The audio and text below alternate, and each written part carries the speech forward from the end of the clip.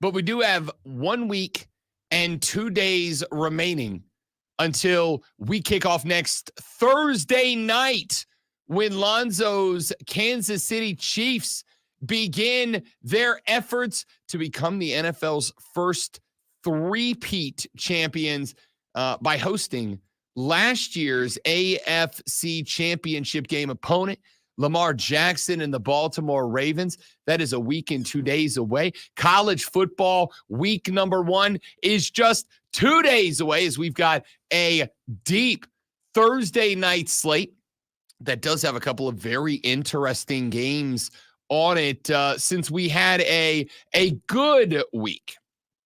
A good week in week 0, but not a deep week in week 0. A good list of games on week 0, but not a great deep schedule in week 0. Week 1 is where we're going to get into the meat and taters of the season. And I am quite excited about it.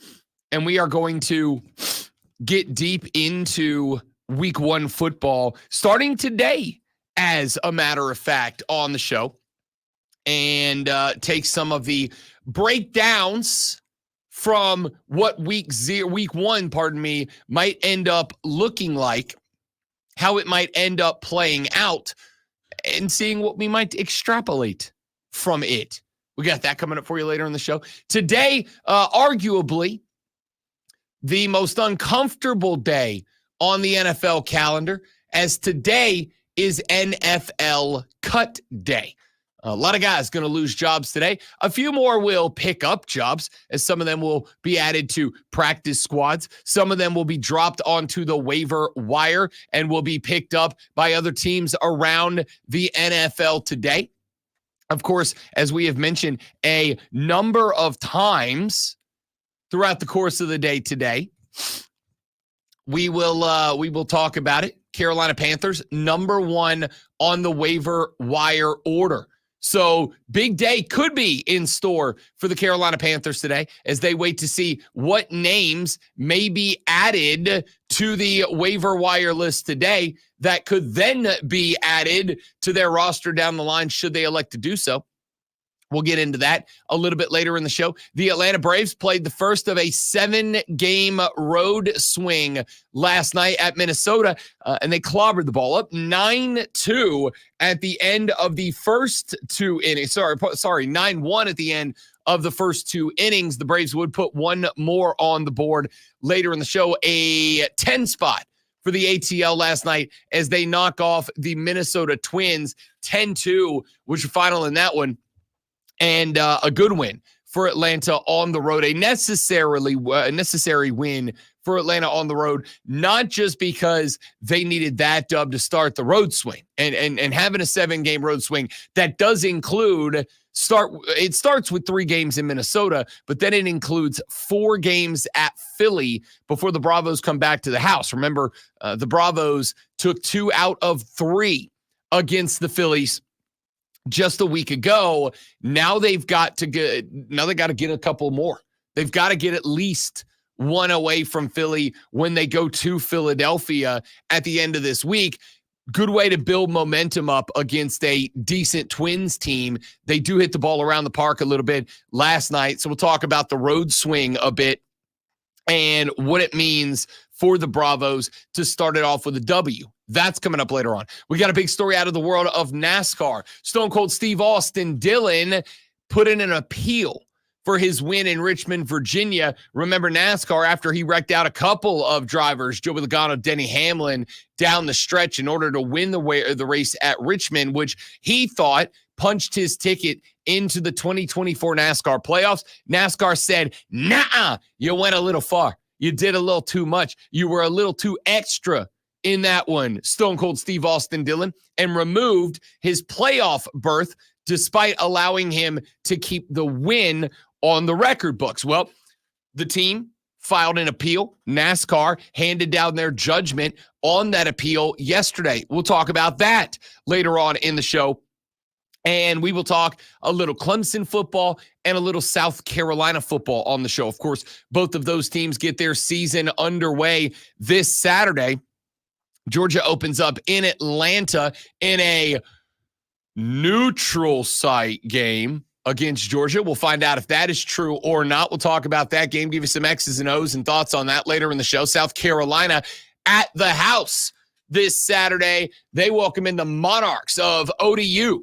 Old Dominion coming to the squad this weekend. Old Dominion, one of the worst teams in football last year. So this is most certainly a tune-up game, a get-right game, a find-your-rhythm game for the South Carolina Gamecocks. We'll talk about them later on the show. Before we get to any of those things, let's do now what we should have done earlier, and I'll say good morning to the man who runs this show and every radio show you've ever listened to that you like and none of the ones that you hate, the guy that is in charge of this broadcast, the alpha and the omega of the fan upstate, the great one, Lonzo, is here. Hello, Lonzo. Hello. I was fine with it. I was doing some other work, so we're good. Well, you know, the key is you got to open, bang, you got to hit him. Yeah, bow, you got to get in there real quick. You got to hit him with the info right out of the gate. And talking to me would not be hitting them with the,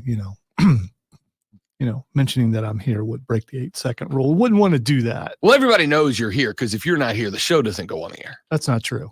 I do take vacations. That's also true. On occasion. That's all true. Yeah, the great one is here. But if I was taking a vacation, you'd be on this side of the board. And complaining a lot. Would you? Do you do that? A lot strong. Certainly a little. You know what it is? It's not complaining. It's just repeatedly pointing out to everybody how capable and talented I am. Okay. You know what I mean? Like there's a difference. There's a difference. I would think that would show up without you having to tell them. I mean, I don't, maybe. Yeah. I mean, my old man used to tell me all the time, if you have to tell somebody you are a thing, you're not that thing. But I am that thing. Yeah. And I'll tell them that I am. If you're saying, do you know who I am? They don't. So, I mean, there's that. By the way, rocking, rather. Words are hard. Because I'm stunned by you rocking the white Braves jersey today. Why? Because it's my favorite one. Yeah, but fat guys can't wear white, and you're not fat anymore, so you're wearing white. So good for you. No, I'm not at yet. I'm not at, and I do want to get here now. I've hit that point, and I hate this about me because it's not me, but I hit the point where I flipped the switch. Great one. I flipped the switch from, all right, I'm where I wanted to be when I started dropping the LBs, right? I wanted to get to 215. I'm now at 213. So I was like, all right, I'm where I want to be. I'm below the threshold I said, but I think I want to keep going. I think I want to get down to like 205. That's not to say I'm going to stay at 205, but I got 24 days left until the wedding at this point. So I got a little over 3 weeks. I'm like, all right, I think I want to get to 205. That's another 8 pounds in 3 weeks. However many pounds a week that is. I'm bad at numbers. I think I'll get to 205. But something happened yesterday where I was at the house. I did I did BetMGM Tonight last night with Ryan Horvath. So for those of you that stuck around after Wire to Wire and left your radio on, you got another 4 hours of Rob Brown. You're welcome. You get to bookend yesterday, today, tomorrow. You get to bookend your day. Rob Brown in the morning, Rob Brown at night. When Rob Brown's in your ear holes, everything's going to be all right. I bookended, and I got done with the show last night. And the only problem that comes with hosting that show, especially when I'm doing it with Ryan Horvath, because Horvey and I, we groove, we flow. We got a zone we get into when we're talking college ball. That show ended, and like I'm ramped up. I'm wide awake, right? We've been talking college football, NFL, MLB for 4 hours. I'm ramped up. I'm good to go. And so the show ended, and I'm like, all right, it's going to be 35, 45 minutes before I'm ready to like lay down and force myself to sleep. So I went and got comfy. I threw on the pajama pants. I opened the closet, and I have had hanging in the back of the closet for I do not know how long now, a Bel Air Academy basketball jersey, right? A Fresh Prince of Bel Air Academy basketball jersey. And I'm like, yeah, let's put that on. That's a good nighttime shirt. From the original, not the reboot. From the OG Fresh Prince of Bel-Air. I have had a Bel-Air Academy basketball jersey that I've been wearing for a very, very long, not wearing, I have owned for a very, very long time. Because, I'm assuming you're the same way. I assume everybody's the same way. You pack on a couple of LBs. Maybe you get a couple of LBs past being able to wear like your favorite clothes, and you can't bring yourself to throw them away because you're like, I'll get back to that, right? I'll get back to that. I'll get back to where I can put on a basketball jersey. I'll get back where I can fit into that. That's my favorite Batman shirt. That's my favorite polo, my favorite golf shirt, whatever. So you can't bring yourself to get rid of it because you want to use that as motivation to drop the LBs, right? I got this fantastic piece of merch that I keep hanging around, can't fit into it. I've held on to this Bel-Air Academy shirt, basketball jersey, with the intention of getting back into it. So I'm like, you know what? Let me see. And I put it on last night, and I can fit in it again. Like it hangs. It's not like I'm stuffing a sausage into it, right? Like it hangs off me. And so I put it on, and I'm like, yeah, dude, like back in this jersey. I look good. I feel good. I'm able to get back in my old basketball jerseys. This is great. And so I go into the living room, and I take the dog out one last time. I'm getting ready for Betty Bye, and I walk back inside, and I'm like, all right, let me go to the restroom real quick before I go to bed. And I walk into the bathroom, and I'm like, yeah, dude, like looking in the mirror, like bang, back in the old basketball jersey. And then I'm looking, I'm like, dog, you got some scrawny ass arms, bro. So now I know I got scrawny arms and a saggy ass. I can't win. Like I dropped the LBs, and now I just like I'm patting myself on the back a little bit here, but like I got scrawny arms, and I had and I mean this, for the first time since like high school, I had this moment where I'm like, I'm gonna go do some curls. I'm gonna get some beef back up. I'm gonna get some muscle back up. So when we get off the show today, we're gonna upload the pod. We're gonna upload the promos. I'm gonna go upload our highlight segments for the day. And then when I leave here, because I finally found the place that's gonna fix my car. So that's on the books now, right? Sweet. Yes. And so I got to drop the car off, Uber back to the house, and then basically just kind of hang out until they get it fixed.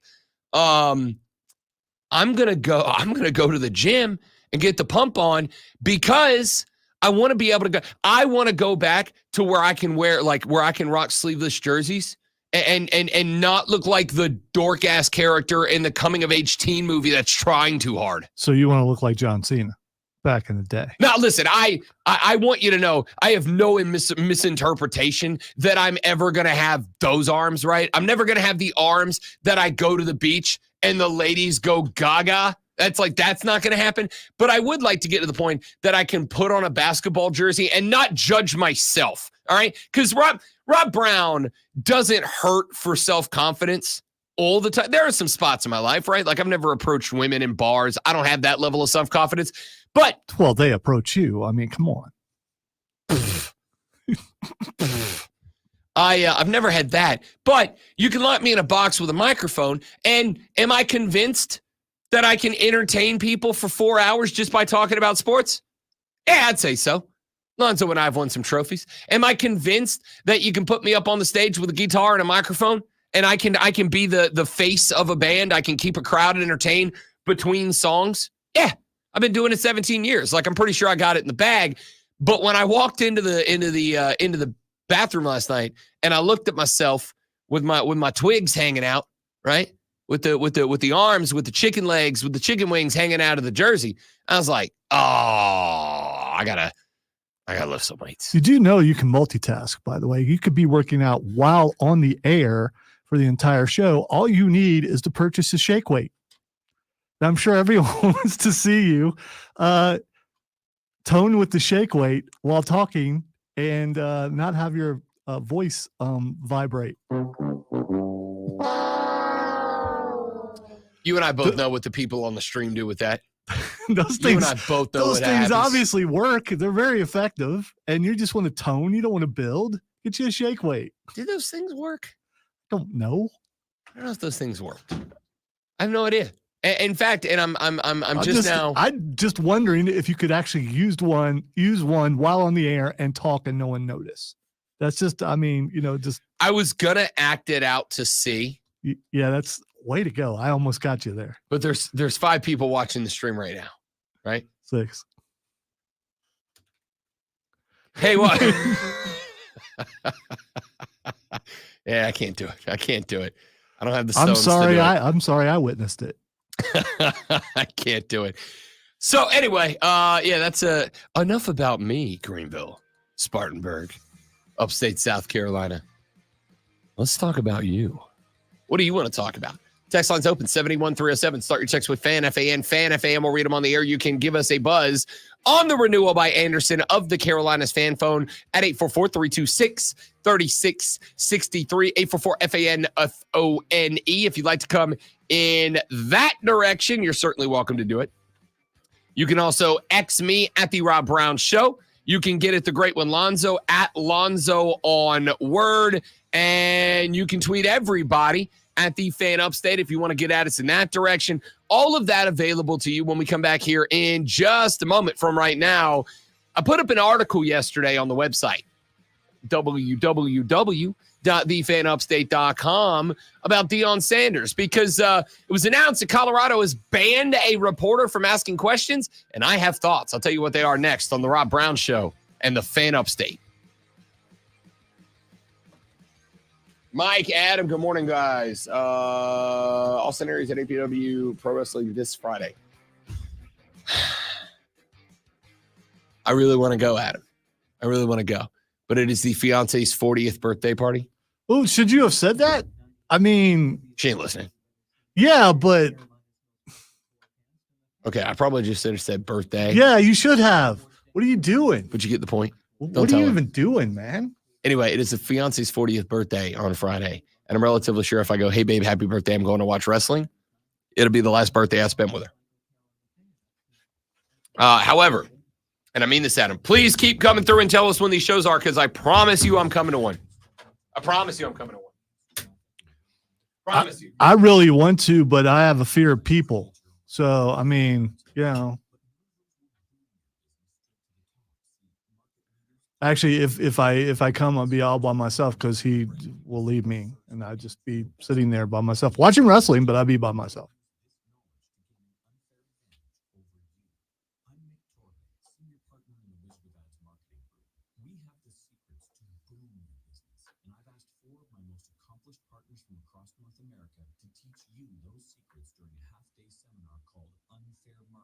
Tuesday, September 10th at the Spring Hill Suites in downtown Greenville.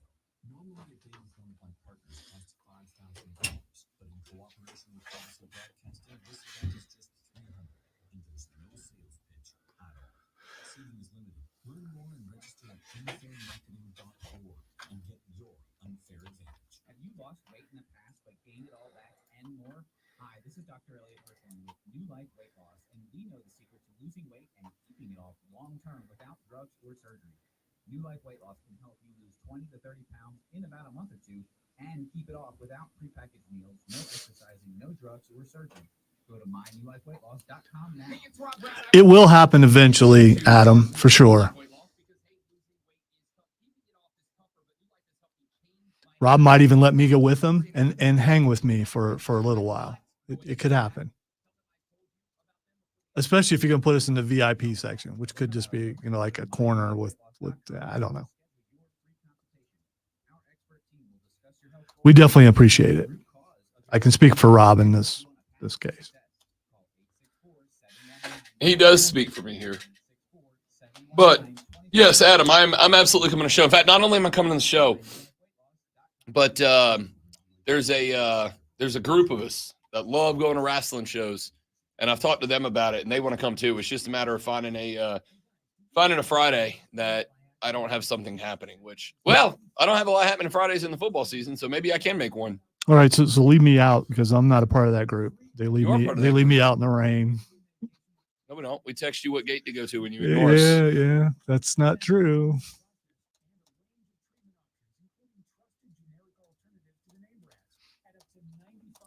He's skinny now, but don't think he can handle getting back in the ring, Adam. Plus, he's undefeated. He doesn't want to risk that. Listen, I'm not against. In fact, I've told Adam. I've said this a number of times. You got anybody who needs a voice? Needs a voice guy, needs a mic guy, needs a talker, needs a mouthpiece, needs a manager, needs a valet. I'm your guy, bud. All right. I'm your guy. I'll go back. I will bust out after the wedding, not before. After the wedding, I will bust the wedding suit out. I got some Jordans that match it. All right. I will 100% come and mouthpiece for somebody, or I will come tailgate in the parking lot for an hour and a half before the show and just come in and have a great time. You need somebody to talk, take a bump or three, holler at your boy. Dude. I'll do it. Dude. I'll do it. The bump thing. That's I'll do it. No, you can't. Yeah, I Don't. can. No, Watch no, me. no. You keep talking about getting hurt while sleeping. Don't do that. I ain't scared. Know I ain't your scared. limitations, okay? I mean, you lost weight, you look good. Don't take a risk. Stop doing that. That hurt me. No. Oh, I don't want to take your job, Adam. I'm trying to do it at full time. I'm just saying, if you need a guy who needs a cover, needs somebody to talk for him while he grows and develops, I can be like local dollar store Paul Heyman. Is all I'm saying.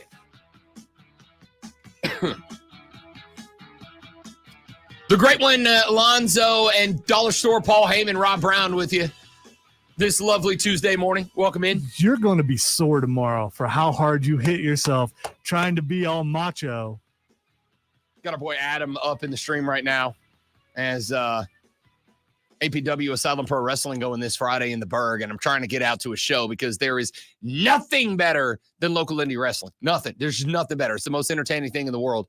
And I'm trying to get to a show. And I told Adam during the break, if you need somebody who can, come in, be a mouthpiece, be a valet, be a local dollar store version of Paul Heyman, I'm your guy. I'm happy to do it. And if that means I got to take a bump or three, let it happen. All right. Paul Heyman is 115 years old and getting put through tables. All right. I still got it. I mean, I'm not saying I could go a match. I'm saying you need somebody that can step in, talk a little bit, and then take a super kick to the jaw. I'm your guy. I got it. I'm in. I'm done. Book it. Let's go. All right. Deion Sanders, a.k.a. Coach Prime, which is what's on his door in his office in Boulder at the University of Colorado. Coach Prime, as we addressed on the show last week, is, in my opinion, in over his head. And I think he put it on full display. There is a reporter for the Denver Post. This reporter for the Denver Post, let me take that back. He is not a reporter. He is a columnist. There is, so that we are all very clear, a difference. A reporter reports. A columnist opines. A reporter tells you what is happening. A columnist tells you what he thinks about what is happening. There is a difference. Lonzo and I are verbal columnists who occasionally report. And then there are reporters who occasionally opine. Sean Keeler is a columnist for the Denver Post. Sean Keeler is not a fan of the work of Neon Deion Primetime Sanders and has been pretty open about that fact. He has written a number of articles that have been very critical of Deion Sanders, very critical of the Colorado football program under him. He has referred to Deion as a false prophet. He has referred to Deion, and what is my favorite new thing that I'm absolutely stealing, I'm going to give this about 6 weeks to die off before I add it to my daily lexicon, the, quote, Bruce Lee of BS. It's pretty good. I mean, Bruce Lee's a GOAT, so, like, that makes sense. He's also gone on to call the program a, quote, circus. How does that, I mean, Bruce Lee, how is that? I mean, you like it, but can you explain it to me? Because Deion Sanders is full of, and he's so full of that he is like Bruce Lee with the art of martial arts. Oh, so he's the master of it. Yes. Okay. Yes. All right. I get it now. Yes, that is exactly correct. So yesterday, the University of Colorado announced that Scott Keeler was still welcome to cover the Colorado Buffaloes in person, still welcome to come to games, still welcome to cover press conferences, etc. But Scott Keeler was now banned by the university from asking questions of Deion Sanders. And that came along with a audio clip that started making the rounds. It is an audio clip I tried to find and pull this morning, and unfortunately I ran out of time. But suffice to say, Keeler went to ask Deion a question. Deion hit him back with, "Why are you so negative? Why are you so aggressive?" Keeler was like, "Coach, can I ask you a football question?" Deion's like, "No, we got to talk about this. Why are you always," these words are quoted, "Why are you always on the attack? That's not normal," end quote. Keeler said, "Coach, this isn't about me. It's about you and the team. Can I ask you a football question?" Deion said, "No, I want to help you. I want to figure this out because this ain't normal. Why are you always on the attack?" And it went back and forth for like a hot minute. And finally, when asked for the final time, "Can I ask you a football question?" Deion Sanders said no. Well, so the reporter wouldn't have a back and forth with Deion Sanders, wouldn't talk about the fact that maybe he does need help. I mean, that's denial right there. No, he absolutely needs some help. That is a columnist trying to ask a football coach a football question in a football press conference, not ask for therapy from Deion Sanders. I don't care what you think about me. You are here to do your job as a football coach. I am here to do my job as a football reporter. Part of my job is to ask you football questions, and part of your job is to answer them. It would not be even that bad, except for the question before Keeler in this press conference was a reporter asking Deion, how important do you think it is for Buffalo's fans to have Aflac? Of course, obviously a major sponsor of Deion Sanders. The reporter after Keeler asked Deion Sanders, "Deion, you just had a birthday. You just turned 57 or whatever he is now. I think it's 57. Not that it's important, but now I have to know. Yeah, 57. What were your birthday plans? Did you have any fun birthday plans, Deion?" It's not what we're here for. Now, I don't mind reporters and journalists having a back and forth with a coach. All right? I've done it before. I don't mind journalists having a back and forth with a coach, especially if that coach has been good enough to the journalist that they've developed that relationship. However, I do think it is very important. And I found my name yesterday because I am an egomaniac. I found my name yesterday on a rather large Clemson message board. Why does this guy hate Dabo Swinney? I don't hate Dabo Swinney. I've never hated Dabo Swinney. Dabo Swinney, in the number of times that I've met him and interacted with him, has never been anything but kind to me. But there is a difference between falling over backwards to kiss an ass and being critical and asking questions about the lack of performance of teams in certain spots. Well, right? That Dabo promo is still pretty good. It is, and it's spot on. It is. It's not hypercritical. I have never once. You can't be negative about Dabo, who has gone at reporters, and so is Steve Spurrier. This prime thing is nothing new in college football or college sports. Yes, it is. Hold on. Now you're wrong. It's I'm gonna walk up to that. I have never been personally critical of Dabo Swinney. I wouldn't. I don't have a reason to. I wasn't talking about that. I know you weren't, but I'm not done with the Deion thing. Should I dig up the Spurrier stuff? Nope. To where that reporter could no longer work in Columbia? Nope. Should I dig that up? Nope. Because I can find it. Nope. It's I'm gonna argue it's different, but we're gonna come to that. The Dabo stuff, never been personally critical. He's never been anything but kind to me. The couple of times I've met him, interacted with him, he's been phenomenal. All right. There's a difference between attacking and being hypercritical. There's a difference between being critical and being personal. And now I will acknowledge that the Bruce Lee of BS, I can see how that would feel to some people like it's crossed the line into personal. Okay. Now, here's what I'll say about Deion, and then we'll talk about the Spurrier thing. I'm not going to say it's never happened in college football. I'm also not going to say it's common in college football. Has it happened a few times? Yeah, I'm sure it has. But I don't think it's common. So here's how this whole thing feels to me. It feels to me like Scott Keeler, who is pretty much at this point openly accused Deion Sanders of being over his depth. And for the record, I think he is too. And I said that before he got the job, or before he started the job. When he got the job, but before he showed up and started the job, I said, I think the guy's in over his head. I think this is too big of a jump up. I think he relied on talent at Jackson State. I think he relied on his celebrity attracting talent that other schools in that same level, that same tier of football don't have access to. And I don't think he can X's and O's. I don't think he can coach. I think he just coasted on having guys that were 4- and 5-star recruits that otherwise would have never considered a Jackson State come in there because he's Deion. And that ain't going to be how it's going to be in Power 4 football. He's not getting the greatest talent in Power 4 football just by being Neon Deion.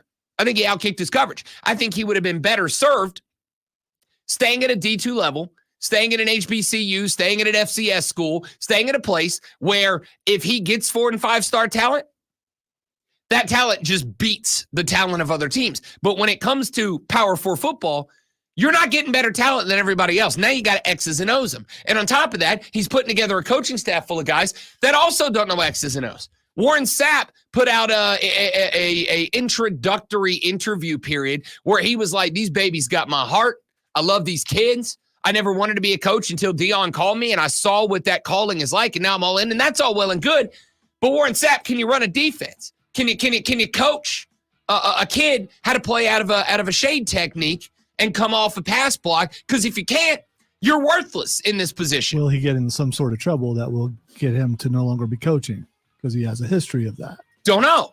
I'd like to think Warren Sapp's a new man and he's going to be a great mentor and role model, but it doesn't mean he can coach a football team. And at the end of the day, the job is not be the Tony Robbins of the sport. The job is to make college football players be better college football players. That's literally it. And I don't think Deion's doing that. And I think that Scott Keeler asking questions has told me something about Deion. I think Deion doesn't have answers. I think he's afraid of that reality. I think he's insecure of the recognition that he isn't over his head, but he's too damn proud to acknowledge it. Colorado's winning 2 games this year, 3 at most. We'll talk more about it on the Rob Brown Show in the Fan Upstate. Let me read you a headline. September 12, 2013, Bleacher Report. South Carolina Steve Spurrier gets columnist thrown off beat for being mean.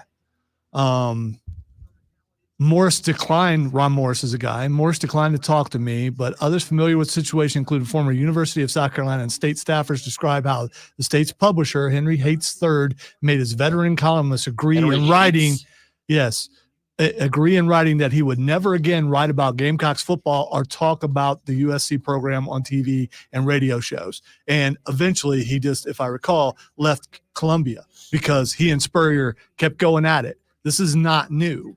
It's not new at all. And I would say that Spurrier was much more out of line than what Prime was. I'm only bringing this up because this happened in this area where we are. I am not saying it has never happened. I'm saying that I think it is I don't think it's popular. I don't think it's common. I don't think it happens all the time. I think it is.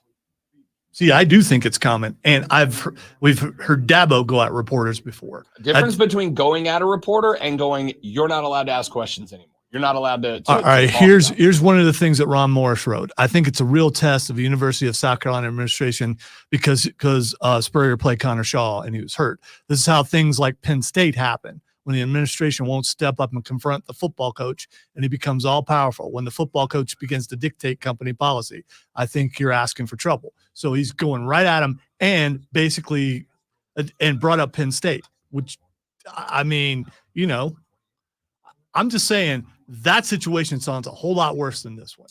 I've not gotten yet. and what is a failure on my part to the actual point that I wanted to make. Okay. I'm just trying to give a counterpoint that I don't think this is that big of a deal, but it's not. it just seems like, and you're going to get mad. Seems like you're protecting the media. No, it's not. It's 100% going after Deion Sanders. It just happens to be that in this case, the media was the target of the ire. I don't have any reason to protect Scott Keeler. I don't know the guy. I've never met him. I've never talked to him. He may very well be a butthole. And I'm acknowledging, in fact, even willing to say he has been a butthole. But that's not a reason for Deion to be a combative butthole in return. You are, to me, in a role, in a position that requires some level of heightened response. Oh, why am I saying this now? I'll say it on the air. Well, you are. Just doing it's a stream exclusive. A segment over here.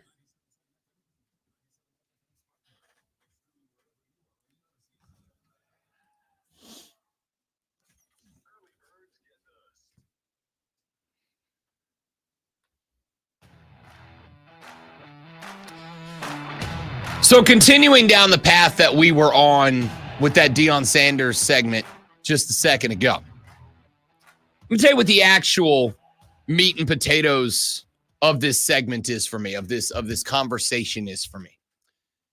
I am sure that there are a number. I don't think it's a huge number, but I'm sure that there are a number of reporters who have been banned from covering, asking questions of, discussing a college or even NFL or NBA or NHL or whatever team that they are a beat writer for. I'm sure that has happened multiple times around the country. I don't think it's a widely common practice. I don't think it happens all the time. But even for the sake of discussion, let's say that it does. Let's say that it is. Let's say that this is happening at every school once a year, every offseason. Okay, that's fine. The question mark would be, why? Why? It is one thing if there's a guy that is in a run where Kirby Smart's got a team that's kicking everybody's butt together. If there is a reporter out there that is, I don't know, lying about the team, disseminating false information, fake news. It's all fake news. Everything he writes, fake news. All right? That's one thing. That's one thing. You kind of threw some mafia in there behind it. So yeah. It's not that. Yeah, I blew it. I had the opportunity. I had the shot. There was no danger, so I took it, but I missed. If there was a reporter spreading false sentiment, if there was a reporter lying, if there was a reporter, say, digging up and, although actually I don't even have a problem with this, but let's say I would get it, digging up and giving away game plans, right? This guy found a way to hack into the Play iPad and come up with the game plan and put it in the newspaper. These are all reasons that I would say, all right, it's fair. It's fair. I don't like it, but it's fair. Scott Keeler writing about the issues about a football team that won a couple of games last year and then got hammered the rest of the ride, and a coach who looked like he was out of his league, to me, ain't a reason to ban the guy. I'll tell you how this comes across, in my opinion. How this comes across, in my opinion, is that Scott Keeler has questions. They are tough questions. Deion doesn't know the answer to those tough questions. And because Deion doesn't know the answer to those questions, instead of being placed in a spot where he has to answer tough questions, instead, he's not going to listen to him. Instead of being placed in a spot where Scott Keeler says, hey, Deion Primetime Sanders, there's this problem with your football team. How do you plan on addressing it? And Deion doesn't have an answer for that. Instead of facing that question down and revealing to Buffalo fans that he doesn't actually know what's happening here, he would rather find a way to not face the question in the first half. Because if nobody asked the question, then you're not put in the awkward spot where you reveal you don't have the answer to it. I have said this for politics for years. If a politician stops taking questions from a journalist, my automatic belief is that that politician has something to hide. Automatically. And I don't care if I agree with you that the journalist in question is a super partisan, uber biased, wide left, wide right, whatever, extremist activist journalist who is known solely and only for asking questions that paint a situation and a candidate or a office holder in a bad light, right? I've said it for years. If a Democrat was to ban OAN or Newsmax, or if a liberal was to ban Fox News or whatever, however it plays out, my automatic reaction is... You don't know any other news things for the other side? I just, okay, if what would you consider a left-wing news source? All of them. Okay, there it is. It's a fight I knew was coming. That's okay. The point here is... Hey, I set you up, you set me up. Whether you like the punchline, I can't help it. The point here is, if a politician says, I am no longer addressing that agency, even if that agency is indeed super biased, Young Turks, there you go, there's one on the left, super duper biased, and they say, I'm not answering questions, I'm not talking to them anymore, my automatic reflex reaction is, they don't have answers to the questions. Because even if it's a super biased, super tilted question that skews all the information to look you one way, if what you're doing is right and justified, you should be able to counter that. You should be able to say, the premise of your question is wrong. Here's the correct information, and here's how I'm doing what I'm doing.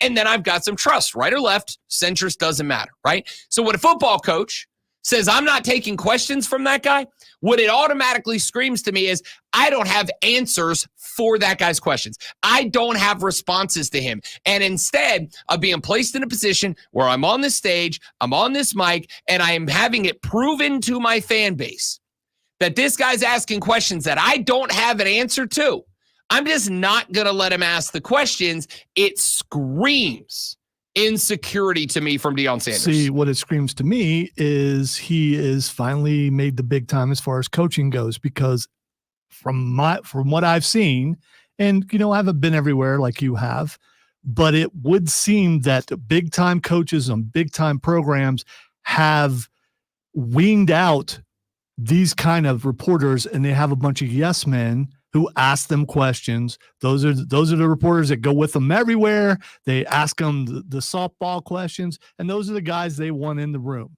And you weed those guys out and also make an example out of someone. Like I said, Spurrier has done that. We've heard Dabo go at reporters before. We've heard Mike Gundy go at reporters. It's what big time coaches do. You get rid of that one guy. Everybody else is a little afraid to ask those kind of questions. You have a bunch of yes men in there, and that's proof that you've made it. That to me, I would also say, is proof of a situation that shows weakness, in my opinion.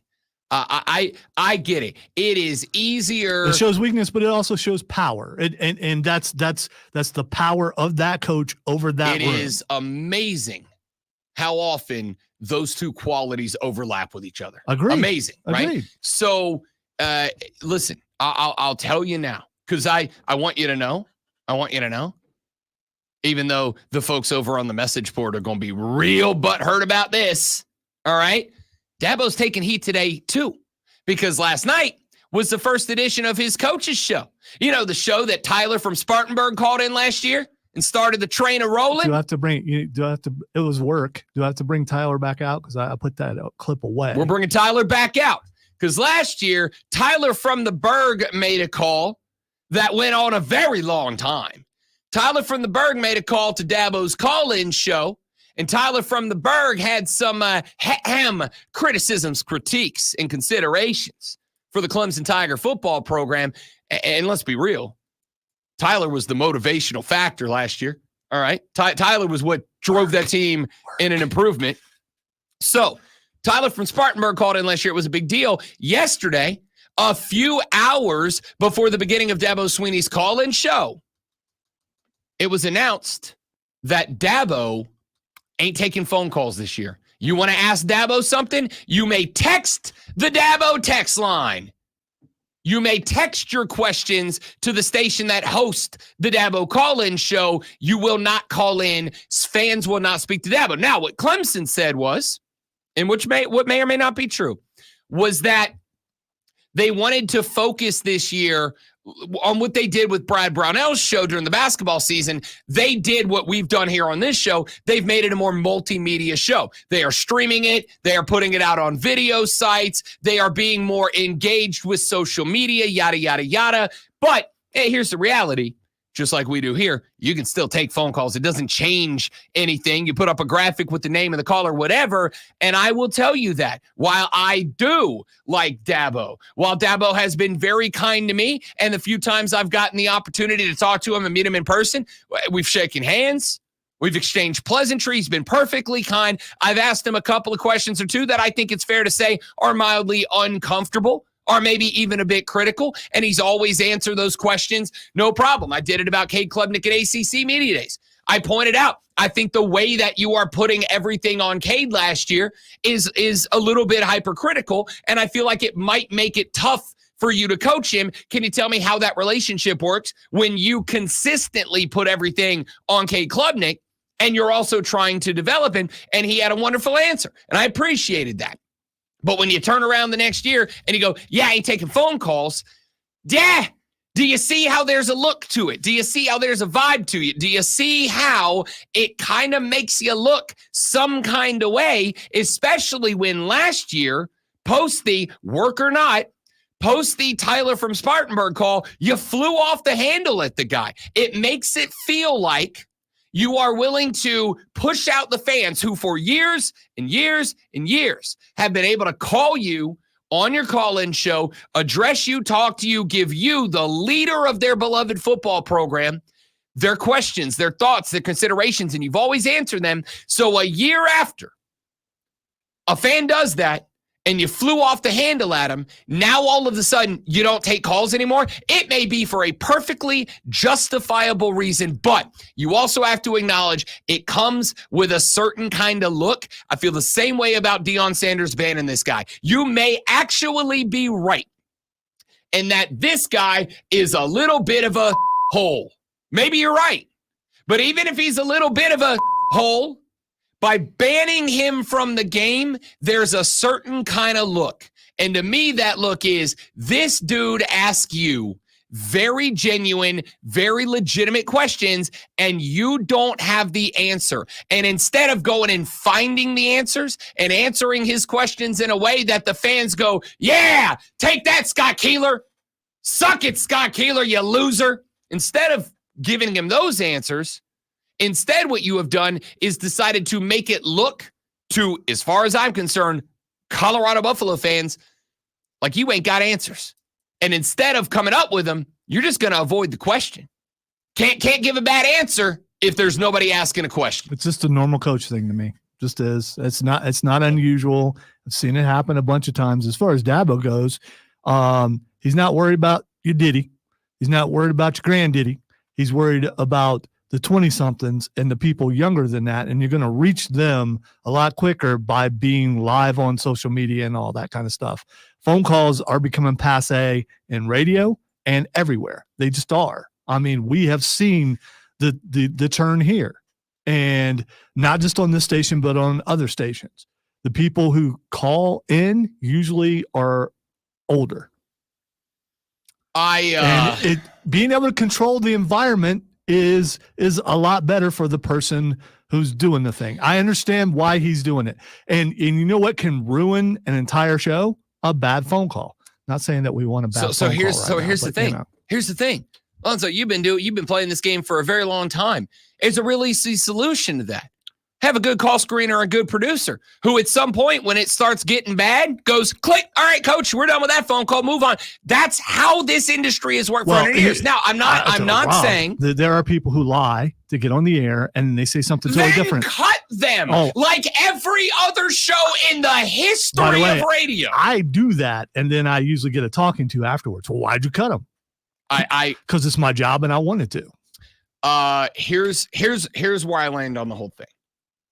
Everything you just said, let's say it's all right. Let's say you're entirely 100% correct. I don't agree with you on everything. Some I do, some I don't. All right. I do not think that phone calls are going by the wayside because I think at the end of the day, people talking to people drives this. All right. But let's say you're right for the sake of the discussion. Everything you said is right. That this is them honestly, Scouts honor, legitimately for Dabo's show. Legitimately, Scouts honor, guys. It's not that we're trying to control the messaging or control the narrative. It is genuinely that we are trying to become a more internet-friendly show. We're trying to engage more with social media. We're trying to pick up streaming views. We're trying to pick up viewers online. Because they did it with Brad Brownell. So let's say that's all accurate. Number one, we can still take phone calls. And number two. By the way, I just want to point out, I'm sorry. Don't get upset with me. That is, even as an older guy, as a grandpa, that being on video, which I didn't know was on stream now, that's more appealing to me than listening to Dabo. I got it. I agree. Just is. I understand. Trust me. I watch more podcasts than I listen to. And I listen to a lot of podcasts. BetMGM tonight, even when I'm not hosting, you know how I ingest that? I watch it on Twitch. All right? I watch it because to me, I can get more out of the host when I can see them. Just like this is why me being in studio with you is better than me being at the house on the stream. Because even if you can see me on the stream, it's a hell of a lot different when you and I are looking across the board, making eye contact and reading body language and all that, right? We don't do that usually because you're just always angry at me. But every once in a while. You know me. I'm like the Hulk. So. Not anymore. You've lost too much weight to be a Hulk. I'm like She-Hulk. Whatever you identify as. So here's the thought. Even if all that's correct, let's say theoretically it 100% is because of the Brad Brownell show and they want to go more modern and they want to go with the stream because I agree. Watching a stream is better than just listening to audio. I agree with everything you said in that aspect of it. I agree with all of that. What I am going to say is we all know you can still take calls. McAfee's stream of his pod is the biggest streamed podcast in the world in sports. He takes calls all the time. We stream on this show. When we get calls, those calls go on the air, right? That's a washout excuse, all right? And again, BetMGM tonight, when we have a host or have a call that is a guest, you know what they do? They build up a little graphic. Just got a little box in the middle, and all you got to do is type the name and the location into that box, and then bang, pop it up on the screen. And now you don't even have to worry about anything. So that doesn't really sell me on it. And number two, I will say a big chunk of this is the Tyler from Spartanburg call last year, where whether you think it was a work or not is irrelevant. The public perception is Dabo lost his cool. Dabo lost his cool after the Tyler from Spartanburg call. And what did it do? It's not that Dabo lost his cool, because let's be real, we love coaches who lose their cool. Don't we, Mike Gundy, who is a man and is 40? We love that guy. That guy's still at Oklahoma State 17 years later. We love that guy. We love the old ball coach throwing the visor into the ground, losing his cool. Dabo has a bunch of audio that's been used over and over again where he's lost his cool. Sure. Even people telling him things that weren't true, and he just went nuts on it. But there is a difference. There is a difference between losing your cool and being a passionate, heated coach and losing control. There's a difference. You can be angry, but controlled. You can be full of rage, but still have it under control. Or you can Hulk out. You can lose control. You become reckless. You lose control of the situation. I'm not saying that's what Dabo did after the Tyler from Spartanburg call. I don't believe it is. In fact, after that call last year, I'm like, yeah, I kind of get where Dabo's coming from here. Like, he's not wrong. But the public perception, and let's be real, that's the most important thing.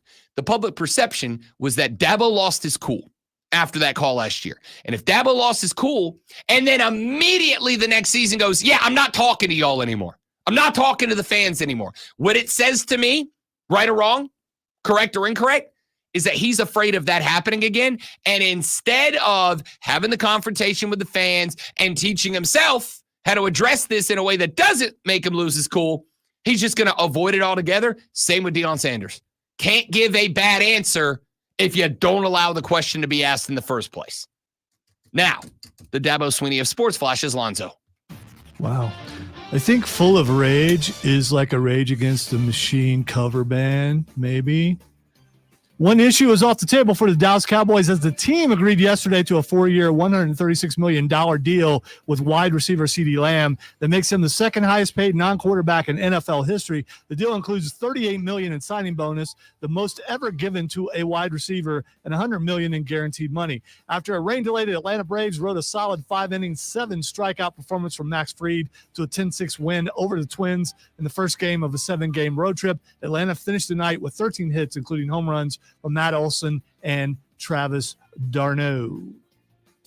Hey, make sure you tune in this Saturday at 5:30 as the Furman Paladins get their college football season started as they take on the Ole Miss Rebels. It's Furman versus Ole Miss right here on your home for Paladins football. The Fan, upstate.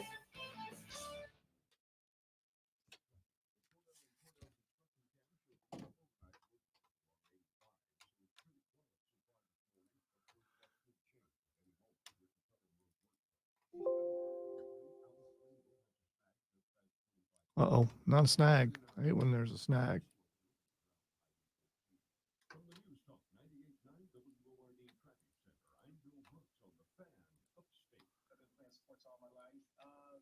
Football, basketball, pickleball, cross training, mud events, Spartan races and things like that. Spartan races. The heck is a Spartan race? He found a natural way to get lasting relief. QC Kinetics Cellular Therapies. We're using my body's natural abilities to get better. And that's huge. In time, that's going to be the way of the future. Using your own body's ability to heal. Now I can play day to day and not have that severe pain. Now he's back out there doing what he loves, thanks to QC Kinetics. Life is good. You're not going to slow me down. Leave the pain behind and get moving. Book your free consultation today with QC Kinetics. Call QC Kinetics, 864-448-3772. That's 864-448-3772. 864-448-3772. You know that house on the block with the perfect lawn? Don't you envy them? That's just jealousy getting to you. Be the house on the block they envy. Just get to CarolinaTopDressing.com and sign up for your free quotes. Since 2007, Carolina Top Dressing has been transforming, smoothing, and nourishing lawns around upstate South Carolina. We are passionate about giving you the healthiest yard on the block, residential or commercial, with top dressing, aerating, and overseeding services. Trust Carolina Top Dressing with your curb appeal. CarolinaTopDressing.com. Madworld Haunted Attraction opens September 6th. Get ready for the upstate's most anticipated event of the year. Madworld is much more than just a haunted house. It's a fall tradition like no other. Enjoy mini golf, axe throwing, carnival games, food, bonfire, roaming characters, and fun for the whole family. Located in Piedmont off I-85 exit 35. Grab your friends and get ready to scream. Buy your tickets now at madworldattractions.com. That's Madworld Attractions. Well, hey there, neighbor. What's wrong with that fucking machine there? Hey there, Mark. I'm making some space for the new pool. Hey, did you already call 811 before you got started? Nah, I didn't call them. And you need to call them before you start digging. You're bound to hit something under there digging blind. I'll be fine. What's the worst that could happen? Dang it. You should have called 811. Dang it. Sponsored by South Carolina 811, SCBA, and this station. Wake up. Breakfast. And Nature Made vitamins. Whatever your morning sounds like, Nature Made fits right in. Whether you're looking for vitamin C or a multivitamin to get key nutrients, we've got you covered. Now that's a good morning. We take care of you so you can take on your day. Start your day with Nature Made, the #1 pharmacist-recommended vitamin and supplement brand. Based on a survey of pharmacists who recommend branded vitamins and I supplements. bought a bottle of maple syrup. Did you? Yeah. I couldn't stop myself. What's up, Kevin? Kevin, what's up, big dog? Welcome in. Good to have you back. Been a minute since we've seen you, I think. You could be watching without, commenting. That doesn't mean, That's true, but I wouldn't know.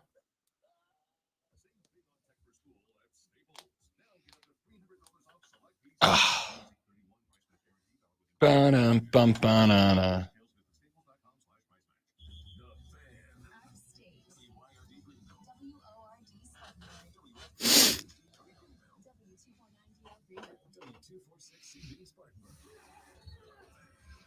New life in the first break. 10-4. For an official Rob Brown lockdown. Manufactured locally for the Carolinas.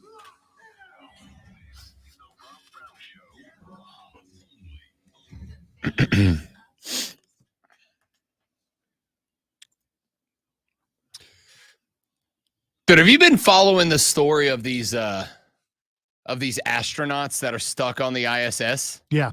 Yes, It's like the beginning of a horror movie. Yeah, they can't come back till next year. Yeah.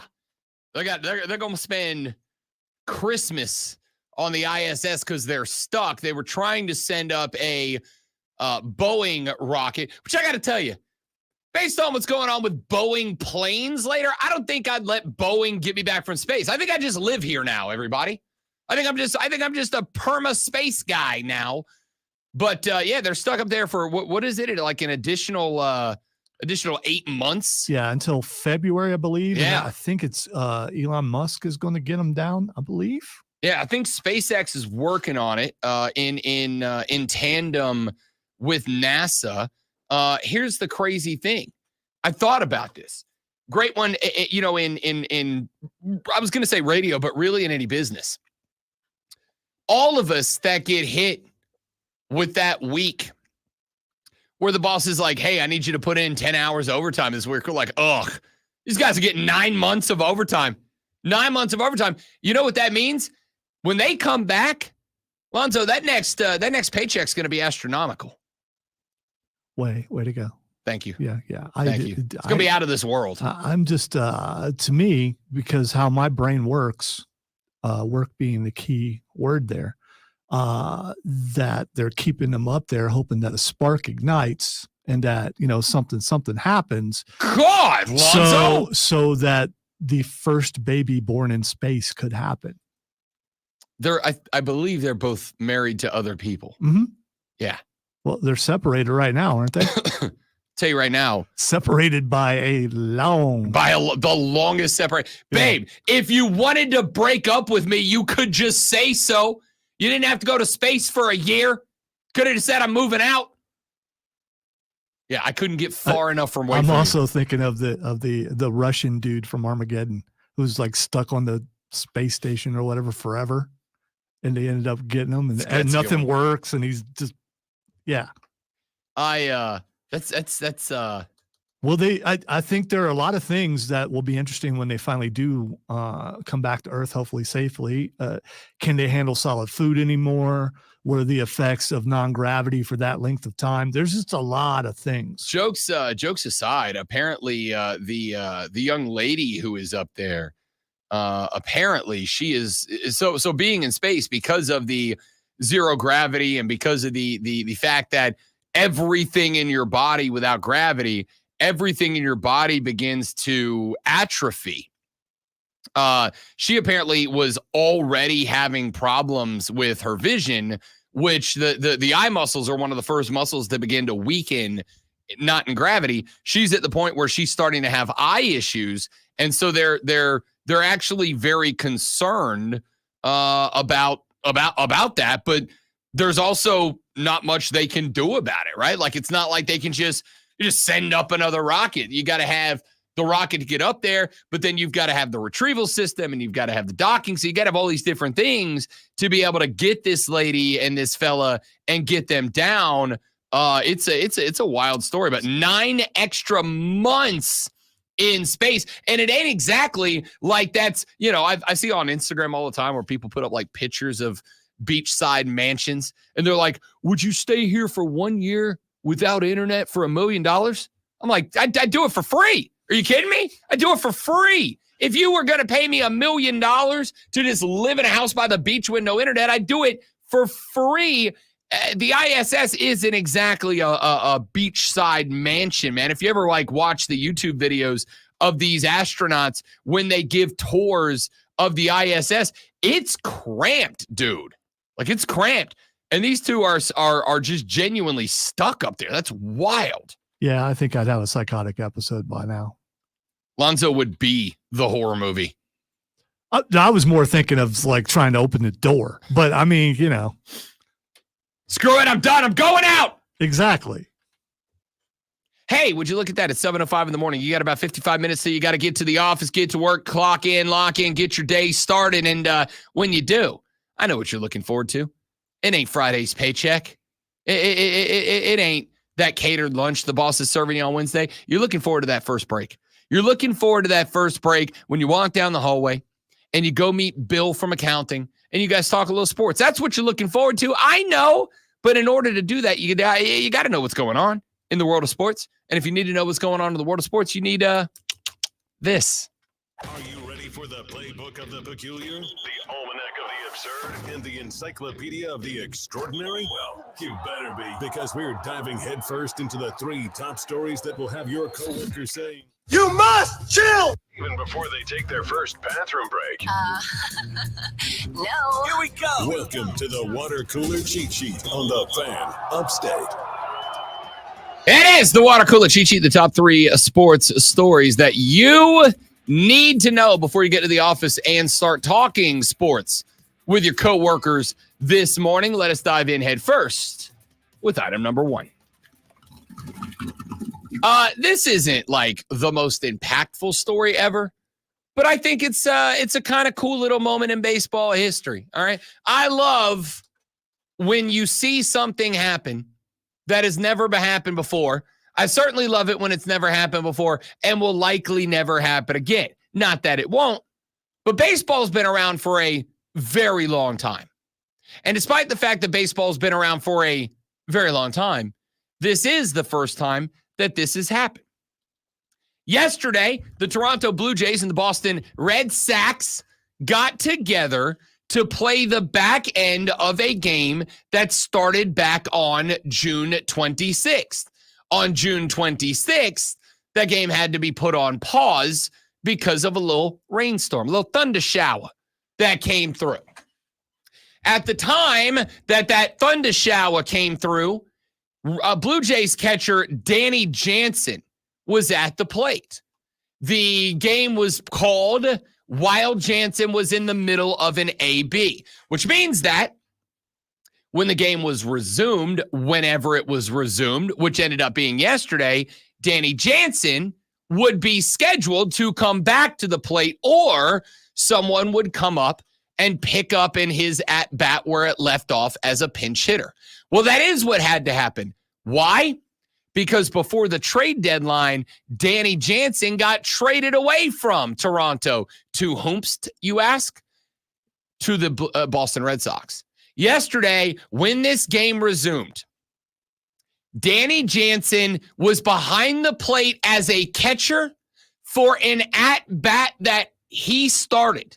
He caught his own at-bat. Danny Vacho was sent up to be the pinch hitter in place of Danny Jansen. And Jansen ended up being the only player in the history of Major League Baseball who played for both teams in the same game. Now, we have seen situations before where a guy has been traded in a game.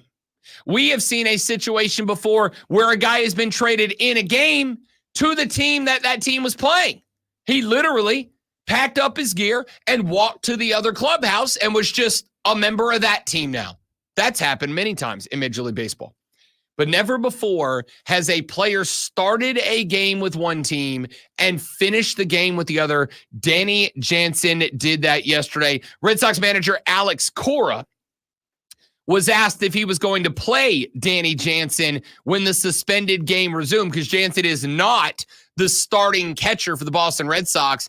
And Alex Cora said, absolutely, quote, let's make history, end quote. Cora said after the game last night, quote, it was a very cool moment just to be a part of it. I don't know if it's going to happen again. It has to kind of like be the perfect storm for that to happen, starting with the storm.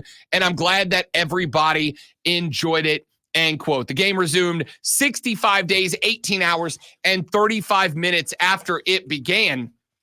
And the Red Sox media relations coordinator, Davison Perez, announced the changes in the Fenway press box, saying, quote, pinch hitting for Danny Jansen, Dalton Varsho, defensive change, Danny Jansen, now at catcher.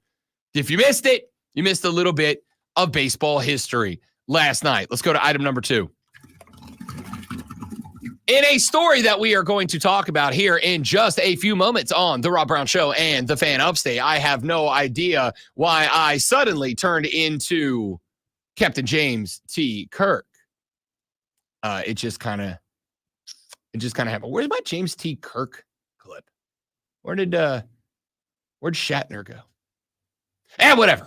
Doesn't matter. I marvel at your organizational skills. That's in the red, like this whole side of the screen now. I filled it up with so much stuff, it's all red. Yeah, I've seen that. When everything's the same color. There you go. There's Captain Kirk. Rolanda Brandon is the mother of class of 2025 high school quarterback Faison Brandon.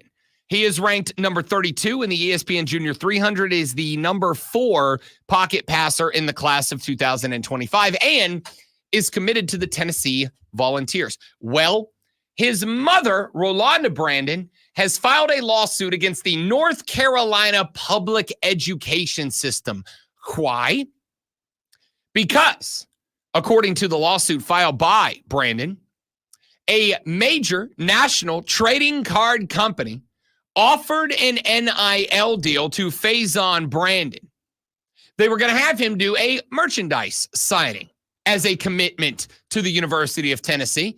They were going to make him some cards and whatever other merch, and he was going to go sit at a table, and he was going to sign those things for fans, and they were going to pay him mucho dinero in order to do so. Well, back in July of this year, back in the middle of this year, back in June of this year, the North Carolina State Board of Education and the Department of Public Instruction laid out some new guidelines, some protocols that prevent high school students in public schools, not private schools, but public schools, from accepting NIL money. If you are a high school athlete and you accept NIL money, you become ineligible to be that anymore. So, this lawsuit effectively says that high school students, just like college students, should be allowed to earn NIL money, should be allowed to utilize their name, image, and likeness in order to gain public funds, in order to gain mucho dinero, in order to gain a paycheck and still be allowed to play high school athletics. We'll talk about this lawsuit a bit more in depth coming up in a few minutes, because I do think there is the potential for massive change because of it. And item number 3, question mark? You got to do the sound yourself then. Blah, blah, blah, blah, blah. Oh, come on, dude. You do Come it. on. How are you going to do it? I clicked on something. I can't get it off of here. Blub, blub, blub, blub, blub. That was a Wow. That was a C- effort, great one. Well, I want you to do better. I mean, you know.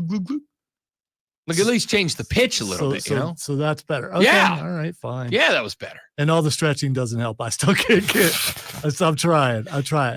You know what? I'm just shutting the whole thing down. The Atlanta Braves win a 10-6 contest on the road over the Minnesota Twins last night. It was the first game in a 7-game road sweep that Atlanta is on. They're only playing 2 opponents in that 7 games. They have a 3-game set a 3-game set on the road at Minnesota. They take the first last night, 10-6, on the back of a 5-inning, 7K effort from Braves pitcher Max Fried. It puts him above 500, as he is now 8-7 on the season. I do like to point out, as I did last night on BetMGM tonight, it will again right now, that of those 7 losses for Max Fried, a majority of them came in 1-run games where it was a total of under 5. Max Fried effectively has watched a lot of games where he has pitched well enough to win, but had 0 run support. That was not the case last night. Atlanta had 13 hits in this ball game. They led this game 9-1 after 2 innings. They stopped pressing after that, got another one back in the 6th inning in order to increase the lead to 10 at that point to 3. They did let Minnesota score one in the 7th, 8th, and 9th innings, but at that point, Minnesota was just kind of fighting uphill, and Atlanta was just kind of coasting to a victory. Michael Harris II did not start this game after being hit in the hand by a pitch in the last contest Atlanta was in, but he did make his way back out onto the field, took over for Jorge Soler in center field about midway through this contest.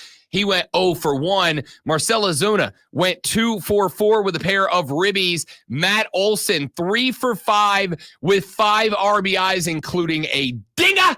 Travis d'Arnaud went yad as well, 1 for 5, but had a pair of ribbies in the contest. The big night, Whit Merrifield, 5 for 5 from the dish last night. That'll help the batting average out just a little bit. All of the sudden, the Braves' bats starting to wake up a little bit. Here's the good news. Atlanta's bats kind of starting to find the baseball a little bit. Some lumber starting to hit leather every now and then. Here's the bad news. The bad news is the Phillies are kind of finding their groove a little bit as well. The Phillies able to walk off the Astros last night in the 10th inning, so their lead remains at 6 games above the Atlanta Braves. The good news for Atlanta, no Mets game, no Mets loss yesterday, meaning that the Bravos have grown their lead for the final wild card spot to a full 3 games now. They lead the Mets by 3 games in the hunt for that final wild card spot. Overall, as your wild card standings are today, and yes, we will be checking in on this daily as we have less than 30 games remaining in the regular season. The Diamondbacks are 4 games up on the Braves for the first wild card. The Padres 3 games up on Atlanta for the second wild card. The Braves currently hold the 3rd wild card spot with a 3-game lead over the Mets, 5.5-game lead over the Giants and the Cubs, a 6-game lead over the Cardinals, 8 over the Reds, 9 over the Pirates. Everybody else is 12.5 games or further out as of today. So Atlanta does have 3 against Minnesota. After these 3, they've got 4 against the Phillies in Philadelphia, and that will either be a huge opportunity or a massive disaster. Let's talk about that lawsuit when we come back on the Rob Brown Show in the Fan Upstate. Good life. All right, guys, quick live right here, and we're coming right back. Stay right there for me, please, and thank you.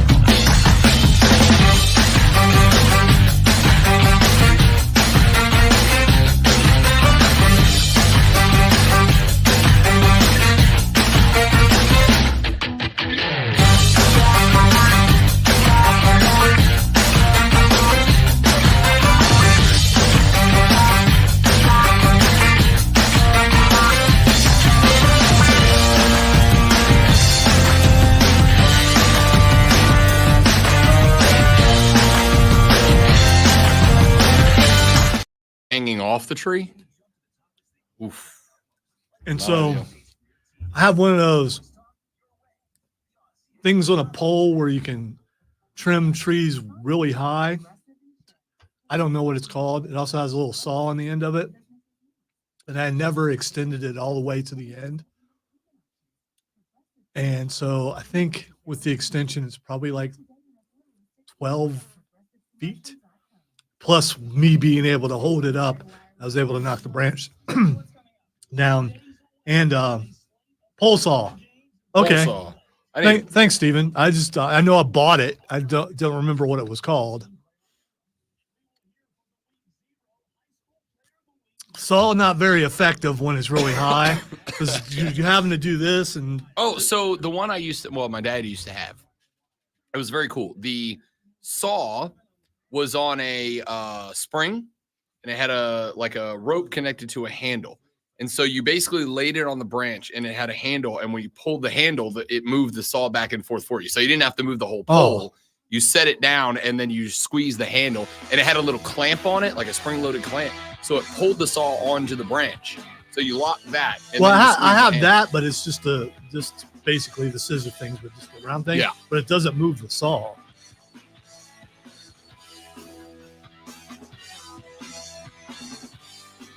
The Rob Brown Show rolls on. It's the Fan Upstate. The North Carolina State Board of Education and North Carolina Department of Public Instruction both named as defendants in a lawsuit that has been filed by the mother of a high school recruit who is committed to play for the Tennessee Volunteers. Faison Brandon is ranked the number 4 pocket passer in the class of 2025, the number 32 overall ESPN recruit for next year. The North Carolina State Board of Education and Department of Public Instruction back in June of this year put down a new policy. That policy blocks state public school athletes from making money through the use of their name, image, and likeness. If they are to make money in NIL, they are no longer eligible to participate in state-run high school athletics. This lawsuit seeks to challenge that policy. Charlotte-based attorney Mike Ingersoll said in a statement to the Charlotte Observer, quote, "The State Board of Education was asked to create rules allowing public high school athletes to use their NIL.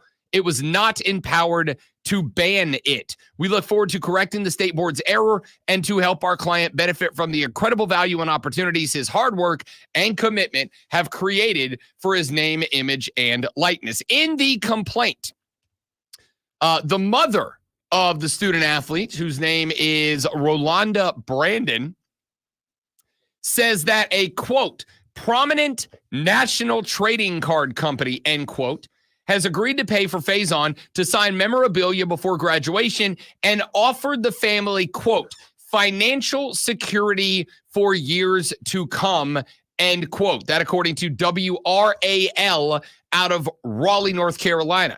North Carolina amongst the states that do not permit NIL activities such as endorsements for public appearances at camps or autograph signings, all of which have become common at the college level. The restriction, however, and this is going to be a part of the lawsuit, the restriction does not apply to private school athletes, such as fellow Tennessee recruit David Sanders, the number 4 overall prospect in the 2025 ESPN recruiting rankings, who plays for Charlotte's Providence Day School.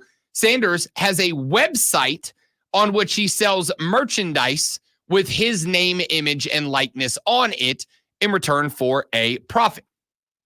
So this lawsuit basically is going to challenge the state of North Carolina and the policy that they laid down earlier this year that says student athletes are not allowed to use NIL within the state of North Carolina.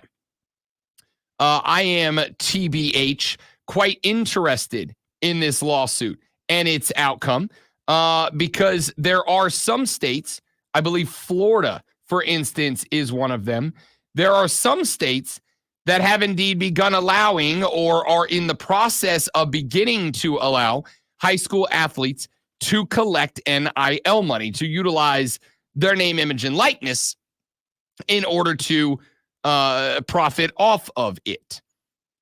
I think this is interesting, and I think a large part of the reason that it is interesting to me is because, especially in a more conservative state, I am very curious as to what the reasoning is going to be from preventing anyone from making money in a way that has nothing to do, frankly, with their education. Has nothing to do with their education, has nothing to do with their football prowess. Now, I assume that one of the arguments that you are going to hear is this is a way to try to spread out the talent to high schools across the state, right? Because if you allow NIL money, high schools in Charlotte are going to have a dramatic advantage over high schools in Beaufort. That's in South Carolina, isn't it?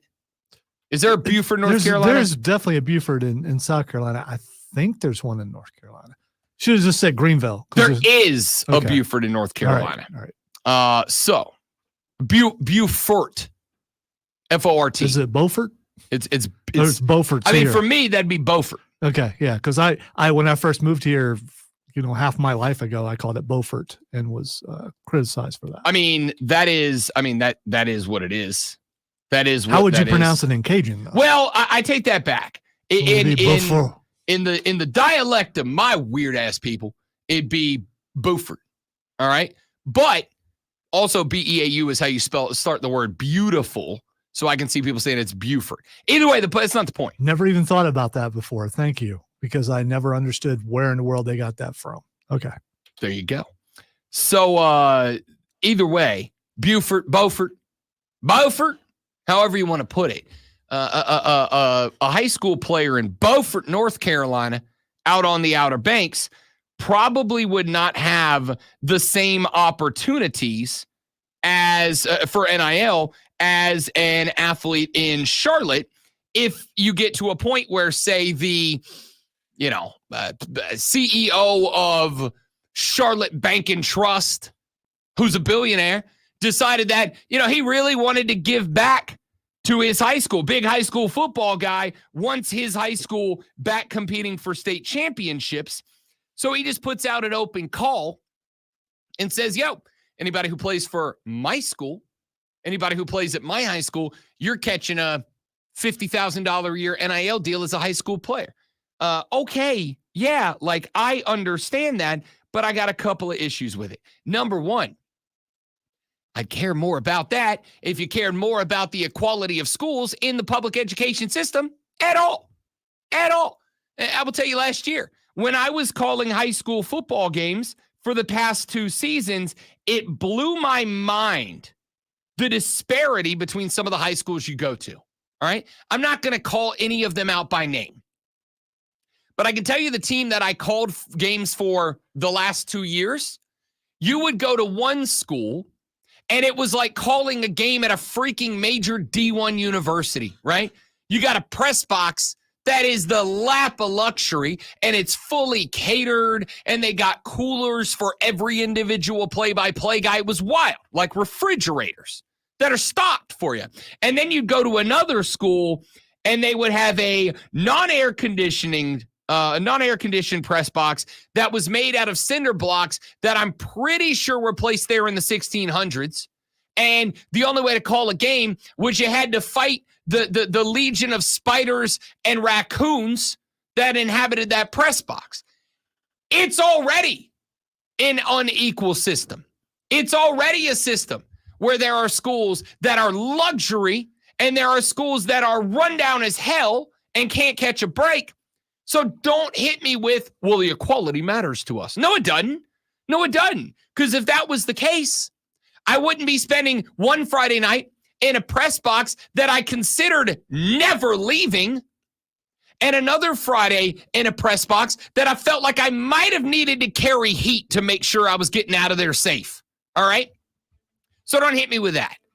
So I'm interested to hear what these kids aren't responsible enough to do this. Really?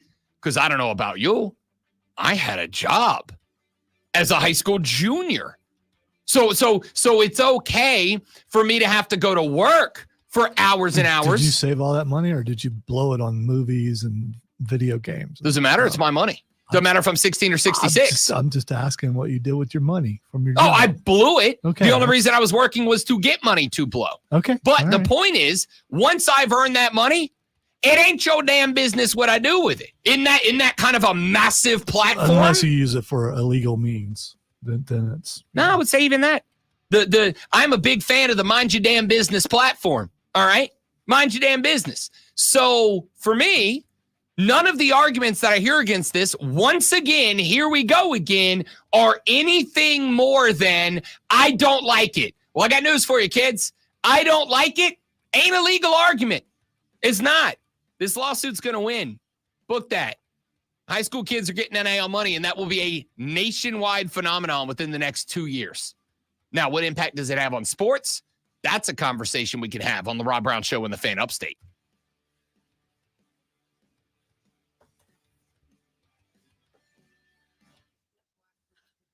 Again, so my question here, Donovan, is, so are you telling me that there is, because listen, Liberab the Woke Warriors is in focus here. Let me ask you the question. Are you telling me that we should have a line in the sand where if you earn X amount of money, there is a different set of rules for you? Because I'm fine with that, but I would be very careful with the fire that you are playing with there, right? Like if you are telling me that you think you should be able to draw a line in the sand and say, if you make above this number, there's a different set of rules for you. You have to accomplish these things with that. I'm good with that. But I want you to just think about where else I can put that in play. And if you are going to ask a court to make that ruling, okay. But where else am I going to be allowed to place that rule? Or do you get to go high school athletes only, and your legal argument is because I said so? Because I'll tell you, you're going to get smoked. If you that policy was put in play under the I don't like it clause, not a good thing, number one. And number two, if you're going to put rules into play where if you make X amount, there's a different set of rules for you, I am going to start applying that principle to a lot of other places, to fund a lot of other things. And at that point, to fight that, then you're going to have to lean on the that's not what I meant, bro, clause. Another failure of a legal defense. So to me, it doesn't matter if I make $10 an hour or $10,000 an hour. If I have the opportunity to make that money, I should be able to make that money. And it doesn't matter if I'm a high school athlete or a 40-year-old fat out of shape radio host.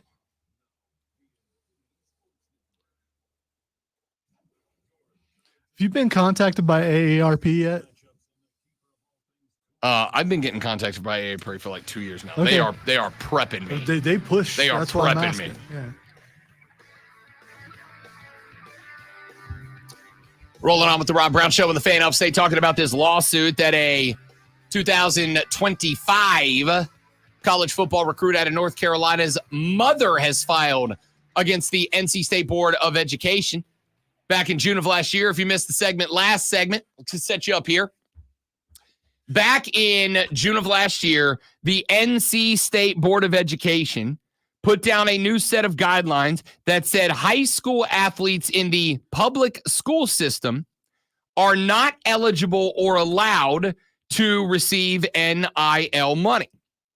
The mother of this recruit is saying in her lawsuit that a major national trading card company approached her son about the possibility of doing effectively autograph signings, meet and greets. He has already received an offer from and accepted an offer from, committed to go play for the University of Tennessee. So the mother is claiming in this lawsuit that a major trading card company offered her baby boy mucho dinero in order to start doing autograph signings, meet and greets, yada, yada, yada. But if he can't accept them, he has to say no to them, because if he says yes to them, he is no longer eligible to play football or participate in high school athletics in the North Carolina public education system. This lawsuit seeks to challenge that. Now, you guys know where I've fallen on NIL. I am pro NIL. I am on board for NIL. I think, much like all of us, that if you have done something to create a brand where people wish to give you money in order to be connected to your brand, you should have the right to do it, with the caveat, with the understanding that you are held socially responsible for whatever consequences come with that, right? If you as an NIL participant get hooked up with a company that has a very negative public image and people start to call you out on that, and there are social consequences for your participation in that NIL activity, that's a you problem, all right? That's on you. I think a lot of people have gotten to the point, and I'm not saying that people aren't legitimately canceled, but I think a lot of people have kind of lost the thread that being canceled, yeah, more often than not, that's social consequences. That ain't being canceled. That's having an opinion that does not register with the public at large. And the public at large, just like you're allowed to have that opinion, the public at large is allowed to have the opinion that your opinion's bad. All right? This whole concept that we have to respect everyone's opinions. No, I don't. No, I don't. If you got a crap opinion, I'm going to disrespect it. That's kind of how life works. If that ain't good for you, you're going to have a long haul ahead of you. All right? So, all of that being said, I feel the same way about a high school athlete as I do about a college athlete. If they have the right, if they have the ability to build a brand that people wish to connect their brand with that brand, and they are willing to give that person money to do so, it should be up to that person whether or not they want to connect those brands and make that money or not. All right? That's it. Texture said, how do you feel about NIL for high schoolers, though? Same way I feel about college athletes. It's their life. They are the ones. I'll tell you what. If you don't think that high school athletes should be allowed to make NIL, college athletes should not be allowed to make NIL, here's what I want you to do. I want you to go through two-a-days this August. I want you to go through two-a-days in the spring. I want you out there at 6 a.m. running gassers, at 7 a.m. running Oklahoma drills, at 8 a.m. catching passes across the middle. Then I want you to go home. I want you to rest and recover. And I want you to come back at 2 p.m. to run it back and do it again. And then I want you to say, yeah, no. I don't want compensation for that. I'm just doing it for the love of the game. Wow, you got to go home? During our two-a-days? Yeah, we had like a 4-hour break. Between two-a-days. We had like a half hour. That's not two-a-days. That's one a day with a break. That ain't two-a-days. Well, anyway. That's one really long a day. It's not the same. It's still bad. I'm not poo-pooing it. Still bad, because I remember two-a-days I went home and I went my ass to sleep for like 2 hours. I'll see y'all in a couple. I'm getting some Z's. Point here is, here's the reality. We live in a culture, and I'm glad that we do, because it makes daddy money.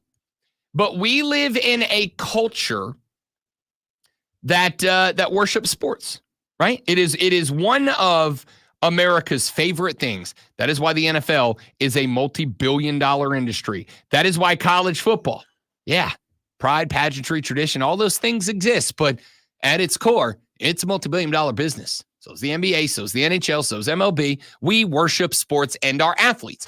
And because of that, we're doing it down to the high school level. Now, let's keep in mind, one of the things that is going to come up here is that companies are doing this many companies, not all, but many companies are doing this, not just because they want to influence where it is that a high school athlete plays college. They genuinely are doing it as advertising. They are genuinely doing it so that their brand's connected to this kid. Because if this kid, Faison Brandon, if this kid who is a top 4 quarterback in next year's recruiting class, if he goes to the University of Tennessee and he goes into the University of Tennessee and he becomes a Heisman Trophy finalist his freshman year, right? He's in competition for all the awards. He's going to New York City. They're singing about, New York City. They're singing about him in radio, right? He becomes the face of the volunteer athletic department. Well, if you pick this kid up on an NIL deal when he's a high school junior and you've been giving this kid $5-10 grand a month, every month, all the way up till college, you probably built some loyalty with that guy, right? He's probably going to look at you and go, yeah, man. Yeah. Bob's playing cards. Bob's got a lot of fingers in a lot of pies here. Bob's playing cards, Bob's trading cards has been taking care of me and my family since I was a high school junior. And so now that I'm at Tennessee and I am the face of the program, I'm still going to support Bob's Trading Cards. Y'all come on down to Bob's Trading Cards Card Emporium and pick up your Brendan Fraser or your Fraser Brandon. I forgot his name for a second there. Your Brendan Fraser trading. Maybe I'd buy a Brendan Fraser trading card. That man's a national treasure. All right. Back when he was in shape or now where he's got the he's a national treasure, man. Okay, all right. Have you seen the whale? It's incredible. No, it looks too serious. It's incredible. And you know what else is incredible? I don't watch 5,000-pound sisters either. I mean, whatever. I mean, that doesn't exactly provide the same level of culture, but isn't it kind of the same thing? No, it's not at all the same thing. As somebody who's watched both, it's not the same. I do. Isn't Max from Stranger Things in that? In the whale, I believe. I saw it when it came out. I haven't seen it since then. I don't remember. Which one's Max? It's less about that, more about Stranger Things. I watched like 6 episodes of season 1 and I kind of bailed out on it. Wow. So I don't know. Like, it was all right. I think it was overhyped a little bit, to be honest. It was all right. It was all right. You should have kept watching. It was all right.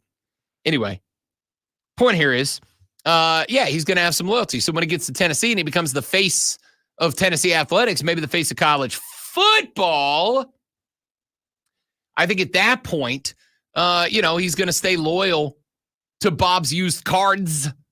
And he's going to say, come on down to Bob's Used Card Emporium and pick up your Fraser Brandon trading cards and your Brendan Fraser trading cards. We got a Rookie the Mummy card that you can catch on special right now. So this is about advertising as much as it is anything else. So they have an EV card too? Because I wouldn't mind having one of those. Rachel. What up, girl? What up, Rachel Whites? Still got it, by the way. So, point of Brendan Fraser, just treasure. I can't say it enough. All right, just a treasure. So, anyway, I don't have an issue with it. I think if anybody is capable of doing anything that builds a brand that people want to give them money, they should have the right to do so. And for the record, like with me, for instance, I'll use me as an example because, hey, there ain't much I like talking about more than me. I'm the Terrell Owens of Sports Talk host, all right? I work on building a brand every single day. But part of my agreement in working here is that I just can't go accept willy-nilly money from any company to put my face on the front of their business, right? I can't. It's got to be run through the station. That is an agreement that I made for full-time employment here. However, if I got canned tomorrow and let go and I go start the Rob Brown Show pod and I start podcasting this show and I don't have a corporate restriction where I agreed in return for a full-time job not to endorse anything without their permission, do you know what I could do? I could go right outside and go start promoting myself and I can accept an endorsement from any damn person I want. All right? That's NIL. That's all it is. So with all of those things, that are out there, I don't have an issue. And before you hit me with, oh, it's equality, Rob. It's equality. We don't want kids who are at some small 2A country school to start leaving in mass to go to Charlotte to go play for a big old 5A school that's got a billionaire fundraiser behind it. My guy, that's already a thing. That already happens. Kids are already doing that. If you want me to fall for that argument, then fix the schools across the board where every school's got an equal caliber facility. But the reality is that ain't going to happen. And if that ain't going to happen, why is it the only people that should be limited because of that are the football players, the basketball players, the baseball players, whoever? Why are the only people that should be held up and not benefit off their name, image, and likeness are the kids here? We don't hold school board officials or public education officials responsible for the fact that some high school stadiums are nicer than some FCS schools' facilities, while there are other schools in the same county that are playing on bleachers and risers that are 97 years old and have been there since the Civil War. We don't do that. But now, oh no, but these kids, that's too much. That's too much. Nah, that argument don't float with me. All right, a couple of comments that you guys have made so far. Donovan is on the stream right now, facebook.com/thefanupstate, the Fan Upstate on YouTube, the Rob Brown Show on YouTube, Facebook, and Twitch. He said, in my opinion, I think there ought to be a cap on high school NIL money, or the money needs to go into a trust until they turn a certain age, or the stipulation where the money needs to be, you keep your grades up. You have a certain amount of attendance in school. I just can see some kids getting the money and saying, screw it. Guy, they can already do that. I promise you, if as a high school senior, somebody would come to me and said, Rob Brown, we'd like to give you a $500,000 a year job. Bye-bye. I'll get my diploma when I need it. All right? I'll get my diploma when I need it. But I don't need it if you're giving me a $500K a year job. Why? Again, why is this different from a high school senior getting a job? Why is this different from a high school senior going down to work at the mall or at the Chick-fil-A? And Donovan said, wait a minute, Rob. Wait a minute. When it was your age and you had a summertime job, it was minimum wage, not $10,000 at one time. Okay, fine. But let's play on that argument for just a second. What you were saying is that there are different rules for people who make different amounts of money. Now, I'm good with that, but are you sure that's the path you want to go down? Are you sure you want to say that you accept the premise that if you make above a certain amount, there should be restrictions placed on you? Are you sure you want to play with the premise that if you make above X amount of money, that the rules are different for you? Because I'm going to tell you right now, if that goes through and that is the guideline you work on, the political atmosphere in North Carolina will get real interesting real damn fast if that becomes a legal precedent that goes through in a courtroom.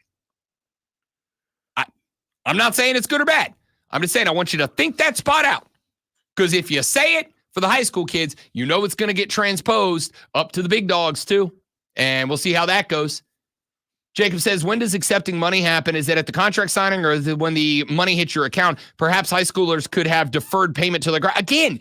Why are, and I'm not saying this, I'm saying this to start a conversation. This is not me firing off at you, Donovan, or you, Jacob, or anybody in the stream, and we'll get, or on the text line, and I'll come to the text here in a minute.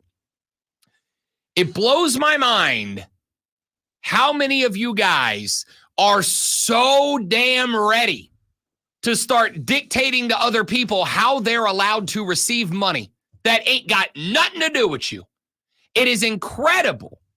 And I'm not saying all of you subscribe one direction to the other, but with the overwhelming political demographic of the area, it blows my mind that when this is brought up, how many of you are like chomping at the bit to be allowed to tell other people when, where, how, and how much they're allowed to accept? Is it just me? Because I'll tell you, I've never heard anybody have that same argument about their local garbage man or butcher or barber or pest control guy. I've never heard it.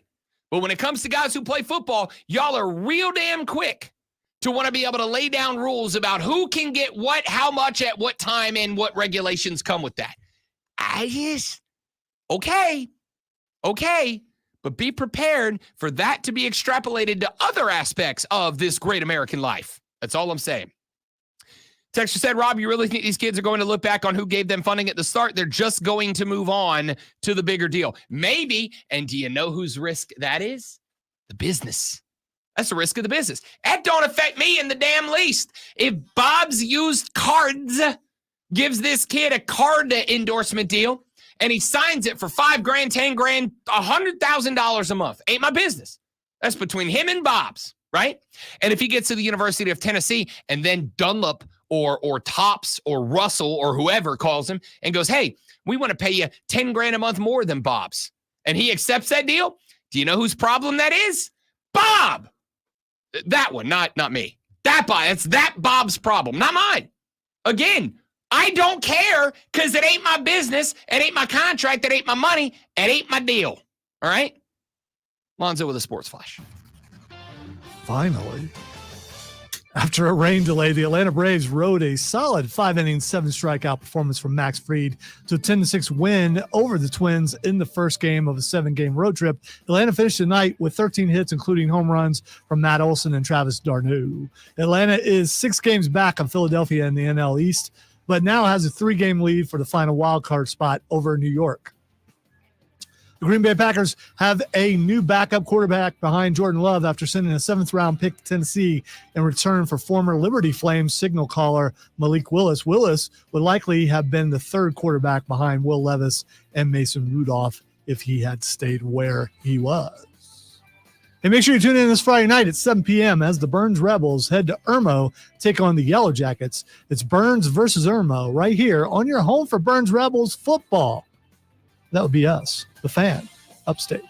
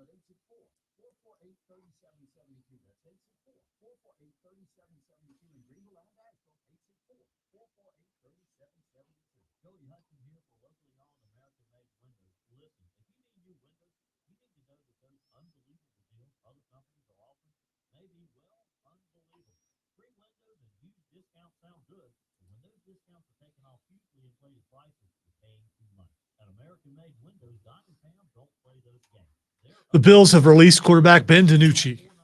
Have they? Old Ben DiNucci. Can you, on your X, see trending things? Because I cannot. Well, okay, let me check then. And haven't for hours now. And I don't know. Yeah. It's a day late, but you don't have anything written down yet. National Dog Day. Yeah, mine says no items. I mean, how do I fix that? I don't know. I taken it down and brought it back up. I don't understand why it's. Can I show you guys what I saw yesterday and I haven't seen ever in my life? I racked my brain for 20 minutes. I was at a mechanic shop yesterday and I saw a punch clock. Like an old school actual punch clock. Y'all, I'm I'm 39 and Did a that half make you years think old. about taking your car elsewhere? Because if they're that No, quite the archaic? opposite. I'm like, if they're still working like that, they've been doing this a long freaking time, right?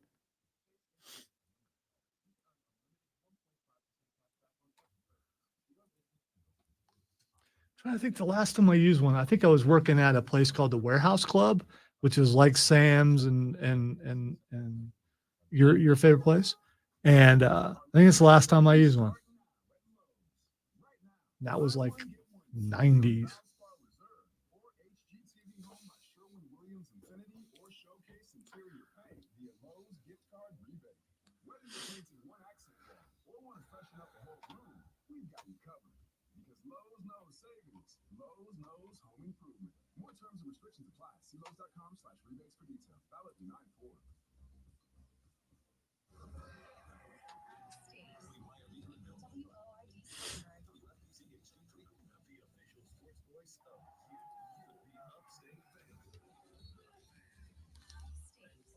New life in the first break.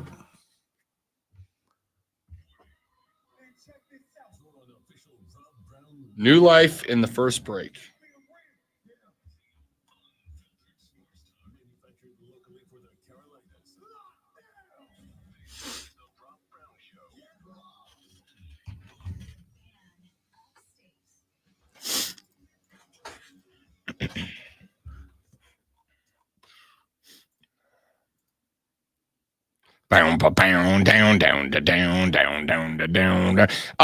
At Deadpools by H&D, aka Volton Johnson on Twitter, just said North Carolina says Beaufort or Beaufort.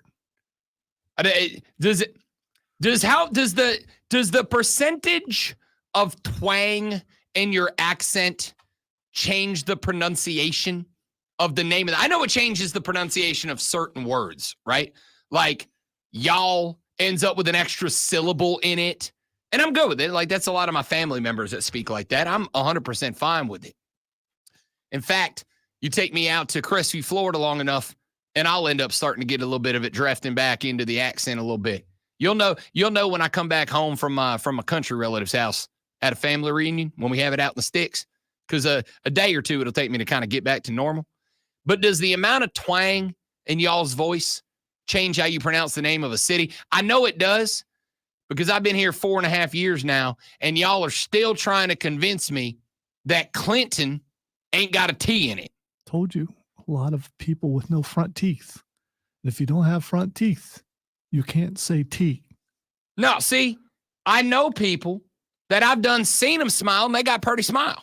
Mm-hmm. All right? Those and are they partials. say Clinton. Those are partials, which will click when they try to say a T. So they try not to do that, because then people will go, okay, that looks like you have fake teeth, and they don't want that. So they'll just leave out the T. Y'all, I drove through Clinton, South Carolina, not terribly long ago on my way down to to St. Augustine. There's a T on the sign that welcomes you to the city. It's a big old fat sign right there driving into the city limits, and it has a T right there on it. I worked for Presbyterian for a year doing pregame, and which is in Clinton. And so I will tell you, the students that I witnessed and had interaction with in Clinton on PC campus said Clinton. That's them damn college kids. Well, yeah, because they know more than everybody else. I ain't from here. I ain't from Clinton. I don't know how you're supposed to act when you're from Clinton now. Zach says Rob's family talks like they're from Jay, Florida. Well, that, Zach, is because one of them is. All right, one of them is.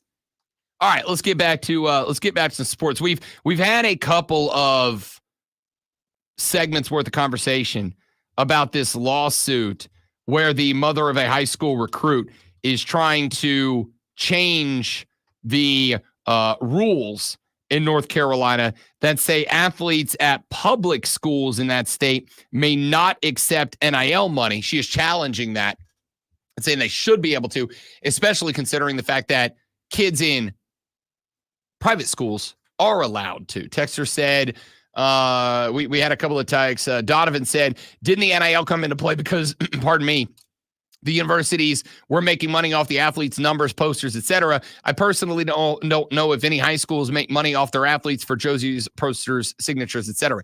Yes and no, Donovan. A big part of the argument was that schools were making money off of these athletes that the athletes were not allowed to make.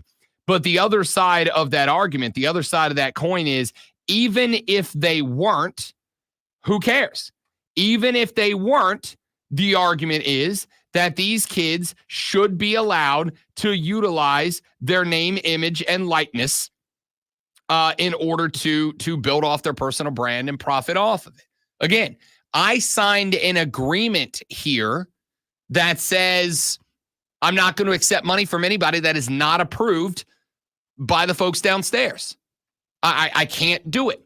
But I can also tell you that if I wished to, I could fight that. And theoretically, I'm not going to, but theoretically, I could take that to court. I could say, yes, I agree to work for them. And yes, I agree on the air to endorse only clients that they approve of me putting on their airwaves. However, in my day-to-day personal outside of work life, I should be able to endorse whoever I want.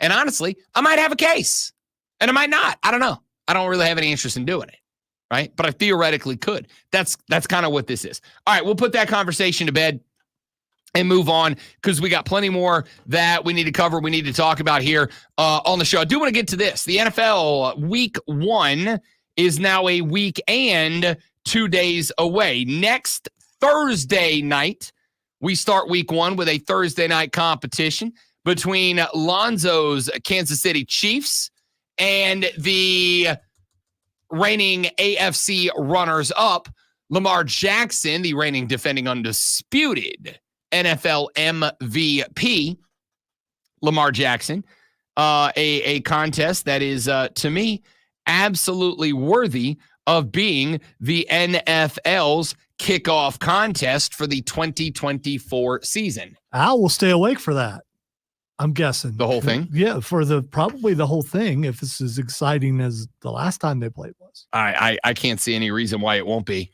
TBH. I can't see any reason that's Maybe not going to be a her banger. treat will be less awkward this year. Banger. Banger. Banger. I think it's going to be great. I think it's going to be a Banger. banger. Why did you just not get the whole thing? Why did you just go with just Banger. one?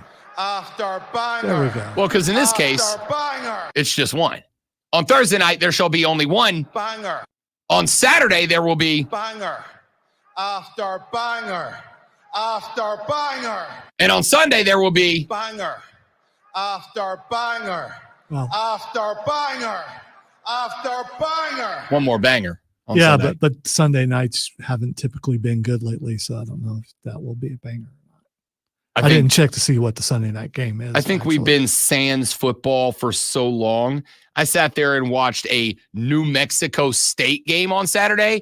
Every game's going to be a banger for NFL Week 1. But here's the thought. Here's the question. As a texter has texted the show, 71307, start your text with fan and start it with fan. Text is 71307. Texter says, let me dramatic acting. Sports. So here's some sports. Which wait. It can't be him because he did.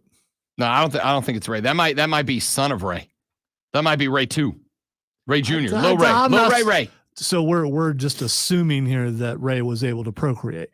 I mean, with as uptight as Ray was, I don't know. My dude, I know some crotchety old men who crotches. They got kids, all right?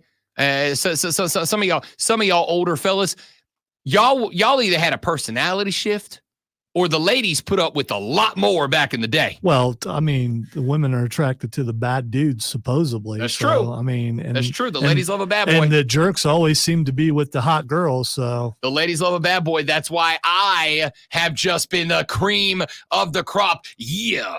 With the ladies over the years, because they just love a bad boy like me. All right. Yeah. Look at you wearing your all white. It's so deceptive. Which NFL head coach is catching the hook first?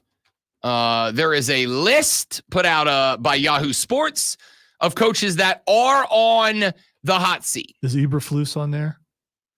Because when he fails with what's supposed to be a spectacular offense. Oh, they will blame him. Yeah. They will blame him. Here's the coaches that are on the list from Yahoo Sports. Great one. The list includes Mike McCarthy for the Dallas Cowboys, Robert Saleh from the New York Jets, Doug Peterson from the Jacksonville Jaguars, Brian Daboll from the New York Football Giants, Nick Sirianni with the Philadelphia Eagles, Matt Eberflus of the Chicago Bears, and Dennis Allen. Yay! He's on the list.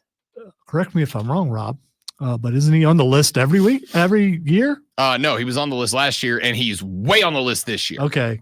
So this list is in order? Because if it is, he's like way down on the list. This list is in no particular order. These are not the available betting odds, which are out, by the way. Let me see if I can find those. Next coach fired. Here are your odds for the next NFL coach to be hired, since the great one brought it up. A pair of coaches, clubhouse leaders at 4.5 to 1. Robert Saleh of the New York Jets, Mike McCarthy of the Dallas Cowboys. Next up, a pair of guys who are 5 to 1, so just a hair's breadth longer or shorter odds. Matt Eberflus of the Bears, Dennis Allen of the Saints. There is a big drop from 5 to 1 down to 12 to 1, where you find Brian Daboll of the New York Giants. 15 to 1, Sean McDermott of the Buffalo Bills, Nick Sirianni of the Philadelphia Eagles are both 15 to 1. Todd Bowles of the Buccaneers is 20 to 1, or you can select the field at 12 to 1. Every coach that's not Saleh, McCarthy, Eberflus, Allen, Daboll, McDermott, Sirianni, or Bowles. I am going to say my money is on probably Matt Eberflus is getting the whole year. All right. The question mark here is anybody going to get canned in season? Is there anybody who loses the job while the boys are still battling? And I think the answer is going to be yes. Whomst, I'm not sure. But if I had to guess, I think Nick Sirianni of the Eagles. Because I think if this team is bad again this year, I think it's a wholesale panic for Philly. For a team that is not that long removed from a Super Bowl appearance, to have the absolute meltdown that they had late in the regular season last year, and to have the talent they have this year. Remember, Saquon Barkley is now an Eagle. They have, in my opinion, one of the top 4 wide receiver groups in all of the National Football League to go with him. Jalen Hurts, whether he is or is not, is viewed by the Eagles as a franchise quarterback, as an elite franchise quarterback. So if this team is anything less than stellar this year, I think Sirianni's the first guy that gets the hook. You're picking him up at 15 to 1 right now, if you're into that sort of thing. There's another thing that comes into play with this. I think the NFC East is going to be shockingly competitive this year. I think the Giants are still going to be down, and it's not Danny Dimes' fault. It's just what that franchise is right now. So Daboll's probably in play for this prestigious honor as well. But they did go get Danny Dimes, what I think is a number 1 wide receiver in Malik Neighbors. And I think that is very interesting. I think that Danny Dimes knows that he's not just playing for his career as a Giant. I think he's playing for his career as an NFL starting quarterback. I think he knows that if he don't get it done this year, he is done. He becomes a journeyman backup. He becomes Mac Jones, effectively, if he doesn't get it done this year. So I think the quarterback's playing for his life. I just don't think they have the talent. I think Dallas, even with the signing of CD Lamb yesterday, which is big, I'm glad they got it done for CD's sake.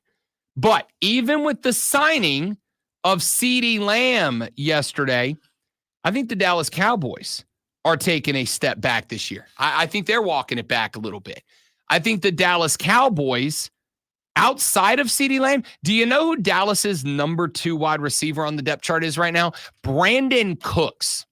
To put that into perspective, Brandon Cooks was a veteran when he was playing with Drew Brees in New Orleans. That's how long this cat's been around.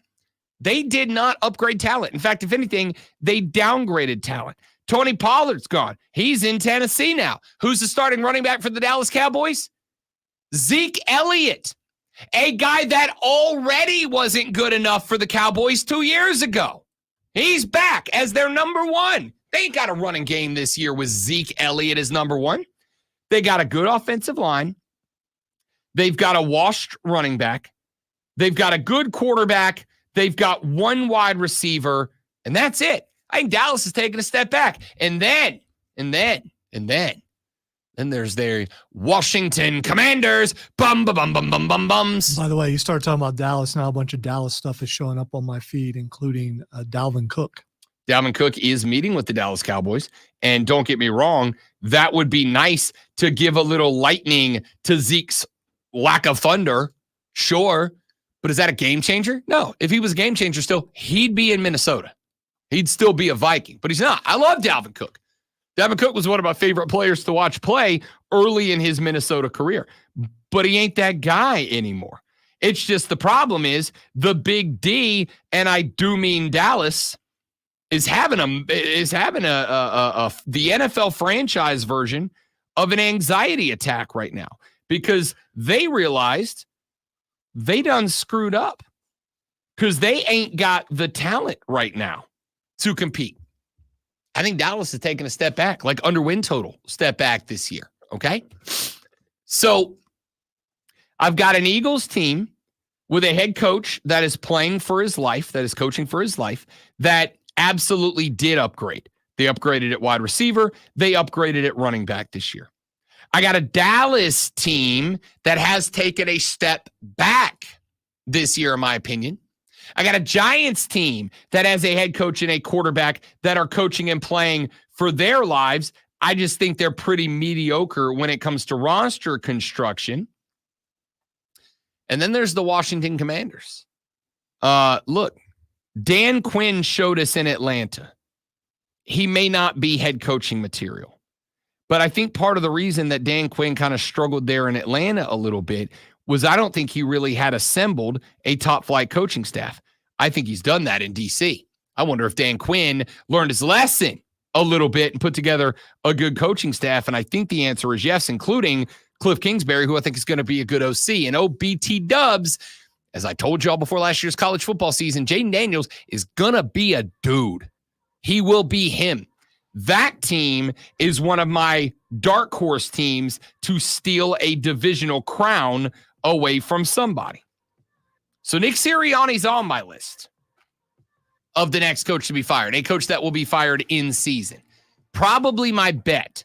I think Dennis Allen finishes the year. I think Robert Saleh finishes the year. If the Jets don't win the East, though, Robert Saleh will be gone. Why? So they don't have to blame Aaron Rodgers. So they can keep A-Rod around maybe one more season into what, year 43? I don't know. We'll see. So there's your coaches who are on the hot seat in the NFL according to Las Vegas. Who's your bet for the NFL head coach that does not make it out of the season? We got some more football to talk when we come back. Rolling through hour number 3 of the 4-hour extravaganza. That is the Rob Brown Show on the Fan Upstate. New life. All right, guys, one more live and we're back. Stay right there for me, please, and thank you.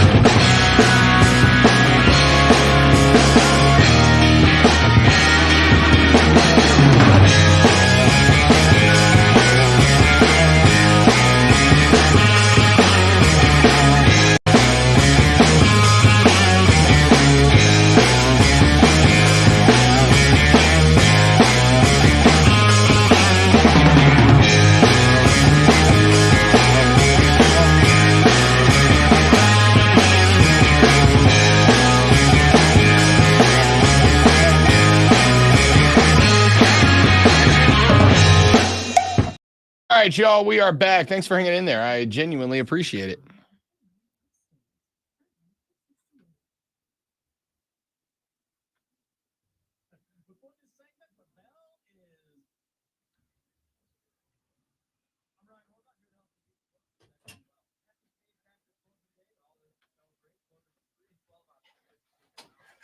I was just standing at the door watching Tim train. And he said, look at him creeping. And I said, you can't creep in your own house. And so, can you creep in your own house? I don't think you can. I think you can. No, it's your house. You can still be a creep. Depends on what you consider. Well, I guess do you mean the creep as in the verb creep or the adjective? You say creeping. Because I was leaning against the door and they didn't notice me. I think any time that you're creeping, you don't have to creep on anyone or anything. I didn't specific. You can just Scooby-Doo up creep. to the door. That would be creeping. Yeah, I just walked up and leaned against the door. But being a creep, if you were a creep, you're a creep all the time. Are you suffering from neuropathy? Do you experience stabbing pain, numbness, tingling, burning in your feet? Are you tired of sleepless nights, avoiding life due to pain? If you've been diagnosed with neuropathy, So I still can't fix this. I did. You can go to Explore, and so I can find trending there. And so I've been able to find some things. But like for me, where it says for you on the trending, Yeah. there's like 3 things. Whereas usually there's a ton of things. That is weird. Mine's good. Then I go to trending and it's got a bunch, but news has nothing. So apparently there's no news going on right now. Sports has Fever at Dream, and that's it. Entertainment has Esports World Cup, which I wasn't aware was going on, but still. I was. that You want to know already why? happened. Well, no. it's still- Because on like Underdog and DraftKings, Uh-huh. you can bet on that. Like individual competitors to outright win matches or teams to win games. Like it's wild. And there are apparently people who like gamble on this. Like, Well, study I it. mean, it's a big deal to make a team. I know Yeah. that, and their sponsors and all that kind of stuff. Do you want your entertainment to become a job, though? I understand I'm asking that question as I'm sitting in a radio station. I was going to say, it is for me already. But what I'm saying is your escape. So video games for me is my escape. Do I want that to suddenly be a job and be regulated by people and certain pressures being put on you? I don't want that, because then I have to find something else to be my escape. See, I don't. Like, sports is my escape, and I'm getting paid for it. Like, when this has been a conversation between Courtney and I many times, because I don't get the reference, Trey. when I tell her, like, she thinks me going to games and stuff is like a fun thing. And I'm like, it's my job. It is fun for me. So I'm very fortunate that I get to love what I do for a living. But watching football is a job for me. It's not something I explicitly do as a hobby. However, if I did not work in sports, if tomorrow I didn't work in this industry anymore, I would still watch the same amount of football because it is my escape. It just happened to be that I was fortunate enough to set myself up to get paid to do the thing that I escape from. Now, I would probably watch football with a far less analytical eye if I wasn't doing the job, but I really enjoy breaking down X's and O's of football, just like I enjoy just watching it, enjoying it, and then turning off the TV when it's over. See, that's weird, Wesley. It works for me. Got to figure out how to get into this industry, bud. Even to the point where leave your grandpa alone. He's working. I tell Courtney, please understand that any time that I say I can't do a thing because there is a game on I have to watch, I do have to watch that game. It is not, I will skip games to go do stuff with you if they're not like uber important to the job. But like Georgia Clemson, I can't do anything. I must watch that. That's the nice thing about it, because if I didn't work in this industry, I just really, really, really want to watch it. QC in the next break. 10-4.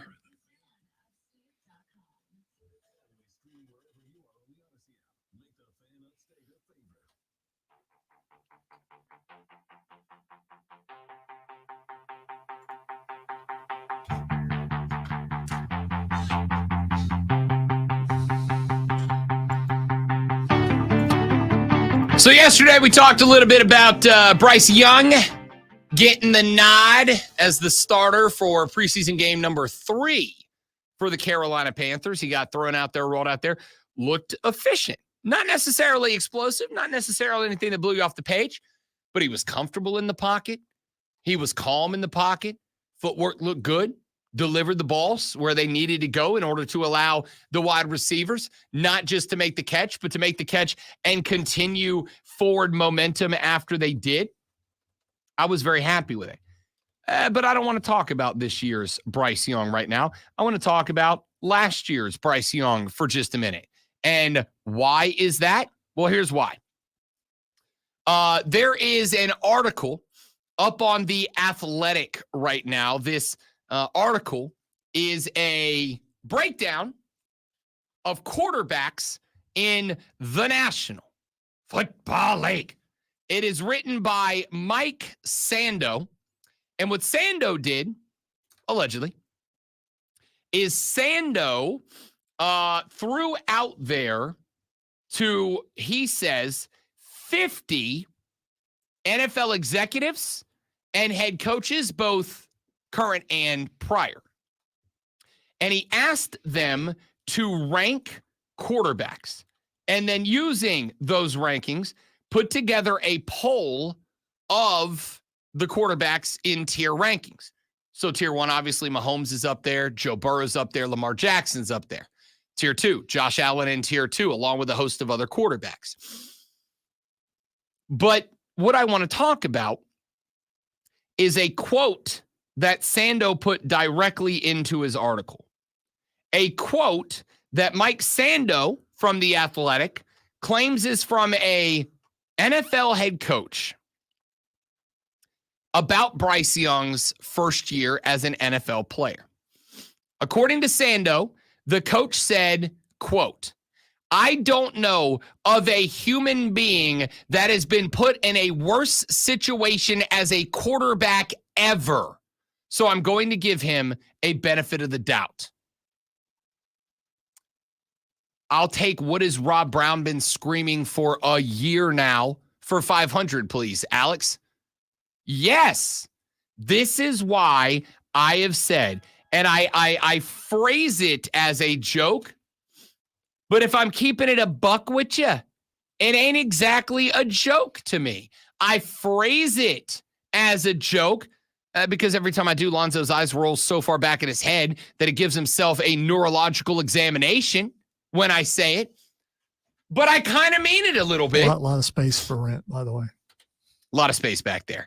I mean it when I say, and I say thoroughly, sincerely, and I hold to this. This is Bryce Young's rookie year to me. It is Bryce Young's rookie year because, as was stated, according to Mike Sando in this article on The Athletic, even NFL coaches say that this was doomed to failure before it ever got off the ground. I don't know of a human being that has been put in a worse situation as a quarterback ever. So I'm just giving him the benefit of the doubt. And what have I pointed out? I have pointed out that the skill position talent last year was not talented. There was Adam Thielen. There was a bit of a renaissance late in the year for Chuba Hubbard. But Miles Sanders wasn't the guy Carolina paid him to be. John Mingo did not break out like we had hoped that he would. TMJ did not break out like we hoped that he would. Lack of skill position talent. Hayden Hurst was not the guy that we hoped he would be. And obviously there were some issues, cognitive injuries that we had to deal with Hayden Hurst, but not the guy we hoped he would be. It just wasn't there. And then you put him behind 5 wet paper towels of an offensive line. Bryce Young was doomed before it ever started last year. And there is nothing that frustrates me more than a football fan who puts it all on the quarterback. A football fan who believes, not just says, but genuinely believes that the success or the failure of a team is predicated solely on the performance of a quarterback.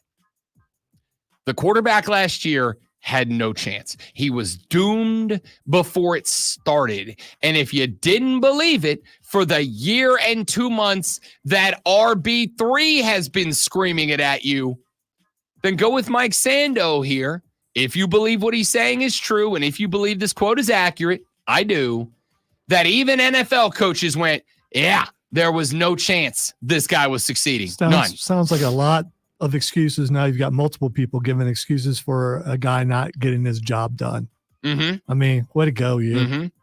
If I put Lonzo in here with somebody that didn't Doesn't speak go English, to break when they hear the music.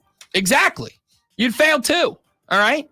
The guys around you are just as important to your job as you are if you're a quarterback. We're going to get that text.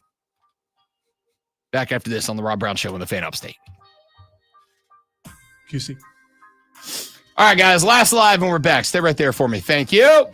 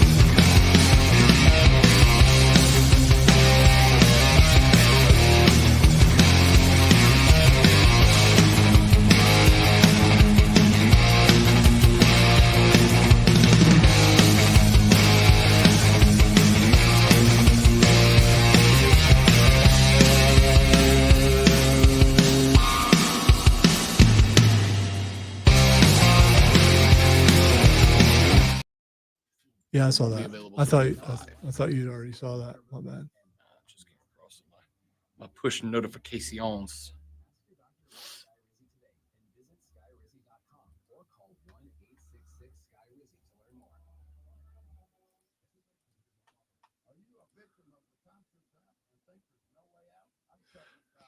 Have you seen the Batman popcorn bucket for the anniversary?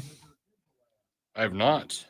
It's got bat signal light on the front of it that works, and you can aim it Really? at the ceiling. Yeah, That's kind of dope. I think it That's costs kinda like $40.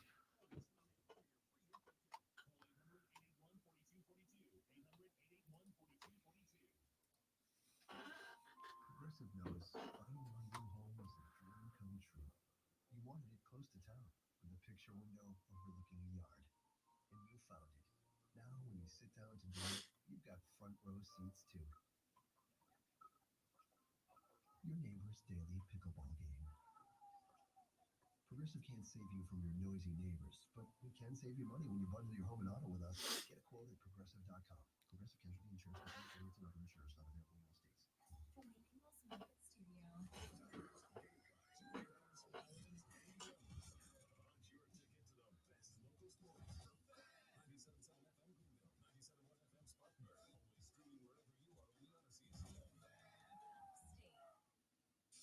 Rise and shine, sports fans. Grab your coffee and get a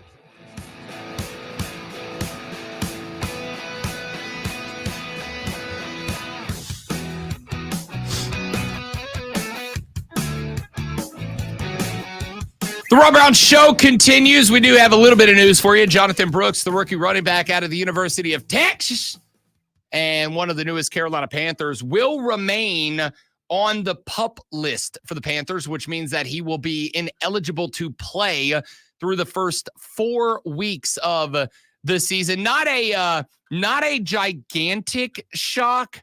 Kind of expected as he is making his way back from season-ending ACL surgery for the Longhorns last season. And that rehab, from what we understand, going fine, but just with the surgery and all that was going to take some time to get him back to 100%. And let's be real. I think protecting rookies is kind of a lost art in the NFL, right? Like, I think you do have to protect rookies. I think you got to put effort into protecting rookies. And I think the Panthers are basically doing that. Here's the reality.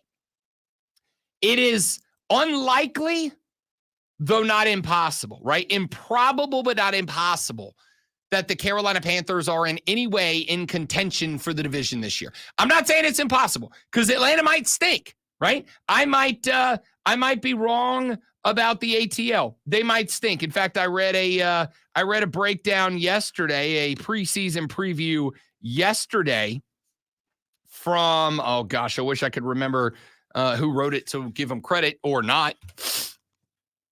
But I saw somebody yesterday basically write up an article about how Atlanta is about to learn that Kirk Cousins is mid, and that Kirk Cousins was carried pre-injury in Minnesota by the best wide receiver core that at the time had been assembled in the NFL. And I will tell you that I don't agree with it, but I also can't say it's wrong. Yeah, but at the same time, a mid quarterback in Atlanta is a major step up, isn't it? No, they had Matt Ryan. I think How long ago was that? I mean, a hot minute. Yeah, It's definitely a step up from Desmond Ridder, right. So it's and Marcus Mariota. and if they would have had a mid quarterback last year, they would at least won the NFC South. You are probably not wrong about that, to be honest. You're probably spot on accurate with that. Now, is mid good enough to win the NFC South this year? Yeah, probably. Yeah, probably is, to be honest with you. Not in any playoff games, but it's probably good enough to win this division this year, which is why, again, I think Atlanta 1, Tampa 2, New Orleans 3, Carolina 4. I think let me be clear. My optimism about this football team, my belief that this team is trending upwards is about next year, not this year. I think this year is another development year. But I do think that the Panthers are doing the right thing by delaying John Brooks' return to football as long as is possible. I think it's the right play. There's a controversy going around right now in New England because the head coach of the New England Patriots, and this is connected to what we are talking about, so stay with me here for just a minute. There is a controversy developing around the Patriots right now because yesterday, head coach of the New England Patriots, Gerard Mayo, said that, in his opinion, Drake May outperformed Jacoby Brissett in the preseason, through camp and through the 3 preseason games. And just so we're clear, I agree with him. Drake May look better than Jacoby Brissett did. Now, with that being said, Gerard Mayo also said that he still may end up going with Jacoby Brissett as QB1 for the Patriots. And the Patriots fans are like, oh, wait, sorry. I keep forgetting I have this. The Patriots fans are like, whoa, whoa, whoa, whoa, whoa, whoa, whoa, whoa, whoa, whoa. We got this rookie quarterback. We got this guy out of the University of North Carolina. Why would we not go with him? And the answer is to shield him from the tragedy that is going to be the 2024 New England Patriots. This is going to be the worst team in the league. Carolina Panther fans at the end of this year are going to call New England fans and go, I feel you, dog, because I think this team's winning 2 games at the max. Let me put it this way. For just about every other team in the NFL, I can look up and down their schedule and I can go, okay, even if it's a coin flip game, this team's got 5 coin flip games. They can win 2, 3 of those, right? If they're true coin flip games. Here's New England's schedule. At Cincinnati, home for Seattle. At the Jets, at the Niners, home for the Dolphins, home for the Texans, home for the Jags, home for the Jets. On the road at Tennessee, on the road at the Bears, back home for the Rams, at the Dolphins, back home for the Colts, bye week, at the Cardinals, at the Bills, back home for the Chargers, back home for the Bills. Lonzo, aside from maybe Arizona, what's the other New England win there? Yeah, I was going to say Arizona is definitely a possibility. And it's, for the record, possibility, not probability, because I do think this is the busted year for Kyler Murray. He either proves he is or ain't the guy this year, and I do think you're going to get a little something out of Kyler Murray. So I'm going to say at the best, that's a coin flip game, and I got to lean towards the Arizona Cardinals because who is in Atlanta right now? Matthew Judon, the best pass rusher, and a guy that would make Kyler Murray sweat a little bit, ain't with them no more. They ain't got to pass rush the Patriots this year. I think I'm leaning Arizona in that game. I mean it when I say it. It is the NFL. Bad teams beat good teams all the time. It's part of the fun. They play Indy? They do play Indy at home. That was late, right? That is week number 13. Okay. December 1st. So does Richardson stay healthy the entire year? If he doesn't, then maybe they have a shot at beating Indy. I mean, maybe they have a shot at beating Indy, right? And whoever they play last, maybe because the other team who do they play last? I don't think they will because it's Josh Allen and the Bills, and Josh Allen in the Bills, if they are winning that division in week 18, it will not be more than by 1 game. Okay. And realistically, I don't think they'll be winning it. I think they'll be having to fight it. By the way, do you know who the backup for the Indianapolis Colts is at quarterback? Don't worry, I'll tell you. Fighting Joe Flacco. So I wouldn't even say that if Joe Flacco can do for Indy what he did for the Browns last year. Good on him, jumping on another team. Yeah, man. He was retired, then it was a starter, was in the playoffs, and then, good for him.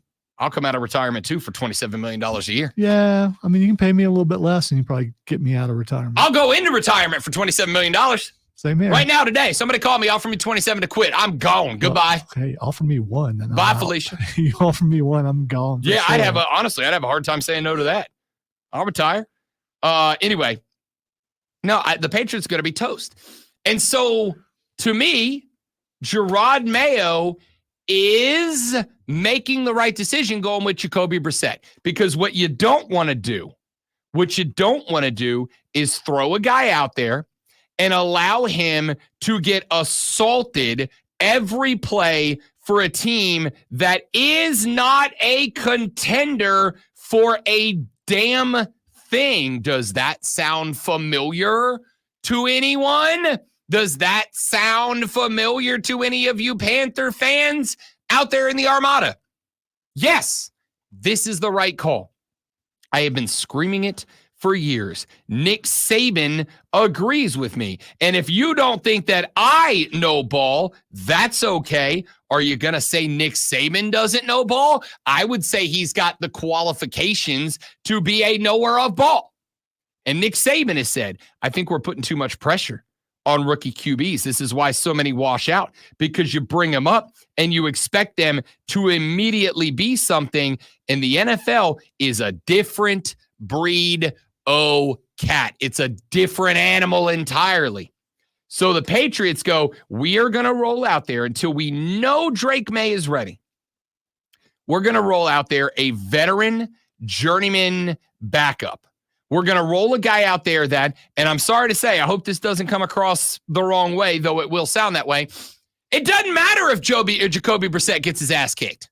It doesn't matter. He is your sacrificial lamb. He is the shield that will be between the spears of NFL defenses and the soft, spongy, fleshy body of Drake May.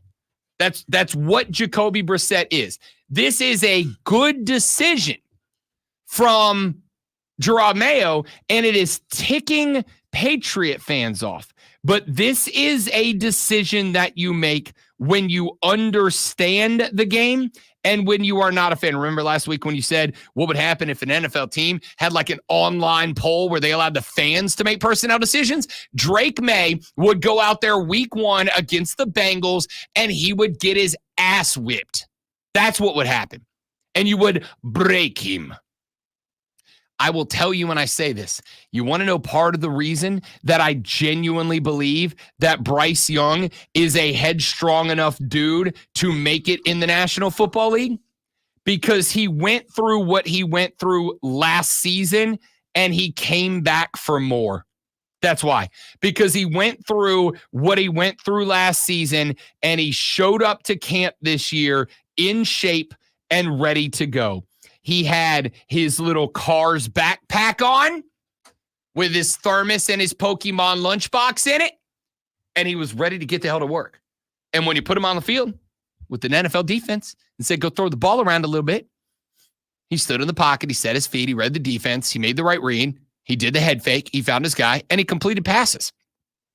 If Bryce Young was able to go through what Bryce Young went last year with absolutely zero protection for the rookie quarterback at all, they threw my dude to the wolves in week 1. If he was able to make it out of that the other side and come back this year and be ready to play football for the same team that was ready to sacrifice him to NFL defenses last year, and he came in ready to work, ready to learn, ready to grow, and ready to go. I trust that guy. That guy's headstrong because a lot of rookies would not. A lot of rookies would have gotten broken by what the Carolina Panthers did last year. So Gerard Mayo doing it the right way by keeping the future QBF away from QB1 in a year where even Gerard Mayo knows this team is going to be awful. And then you can get your number 1 receiver in the draft next year and pair him up with that quarterback and who's had a year of practice under. Yeah, I can see it. Yes! That is exactly correct. Give him some time and by the way, half of protecting your rookie isn't just about protecting your rookie. It's about taking care of you as a franchise, right? Because here's the deal.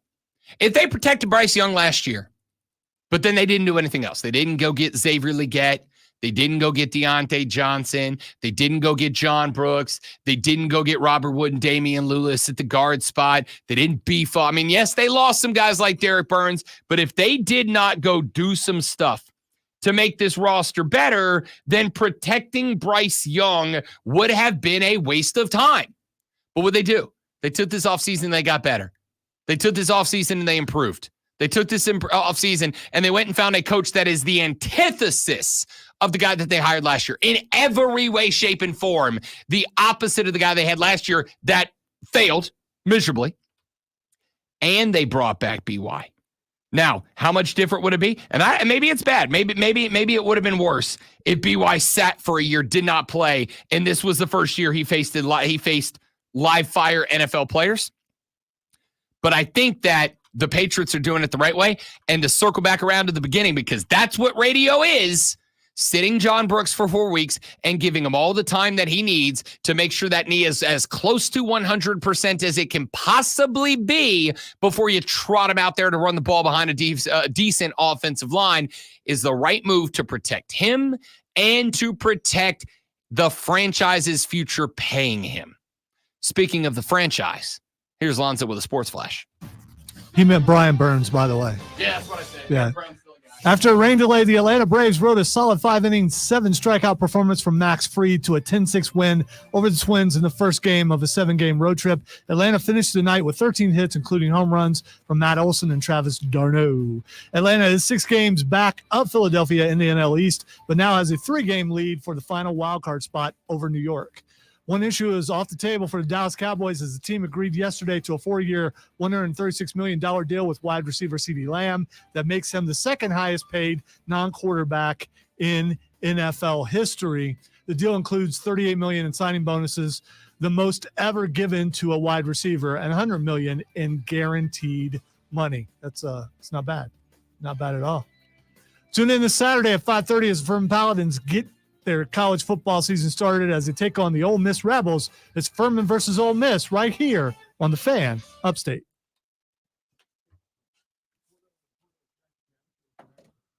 Crash game.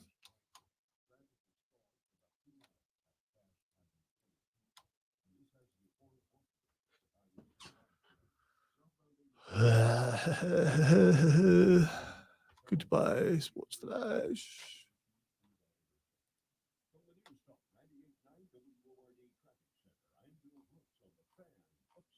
Is your business stuck, struggling to grow, need more leads, traffic, and word of mouth? You could redesign your logo, build a new website, create your own app, so dark to the board. But none of those will boom your business straight to the top. Boom. By a different set of rules. Do you know how to become the brand people think of first and feel best about? Winning companies do, and they use this knowledge to gain an unfair advantage over you. I'm Nick Torbe, senior partner in the Wizard of Ads marketing group. We have the secrets to boom your business, and I've asked 4 of my most accomplished partners from across North America to teach you those secrets during a half-day seminar called Unfair Marketing, Tuesday, September 10th at the Spring Hill Suites in downtown Greenville. Normally, a day with one of my partners costs $5,000, but in cooperation with Odyssey Broadcasting, this event is just $300, and there's no sales pitch at all.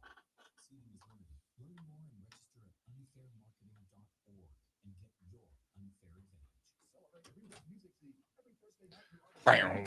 Panthers will place rusher Amari Barno on injured reserve. Checks out. That's what you've seen the previews for this? Transformers 1? Yeah, it looks really good. It does. But also, I just don't know why villains can't be villains. So there's so many things where they want to go back and show the villain as when he was a good guy before he turned. Let a bad guy be a bad guy. It's okay. Some people are bad. Some characters are bad. Next thing you know, we're going to see Palpatine when he was a kid. And what happened to him to make him turn into what he is? I like the concept of making villains complicated and making villains people. Because there is definitely evil. And someone being evil, pure evil, can't be justified. But I think putting the struggle of what leads to someone to be evil is an interesting way for us to analyze the way that we treat people as a society. Let me hate Megatron, okay? I don't want to go, yeah, but you know what happened back when he was younger? I don't want to think about that. Also, I want my good guy to be the good guy, my bad guy to be the bad guy. I have an issue, and honestly, I haven't seen the trailer for the movie yet, so I don't know what the backstory is. I have a problem with the concept of Transformers growing up, right? Like kid. Like, I don't need kid Megatron. He's just Megatron. They're robots. No, they're not. Just, they're just that. They are growing up. You should watch the trailer. Yeah, The trailer's pretty good. Like growing as a character, for sure. But like literally growing up like they were kid robots and then teenage robots and then big robots. I think they show them as teenage robots. I don't know if they show them as kid robots. So you think when whatever on Cybertron gives them life, they're just automatically adults? Okay. Matt World in the first break.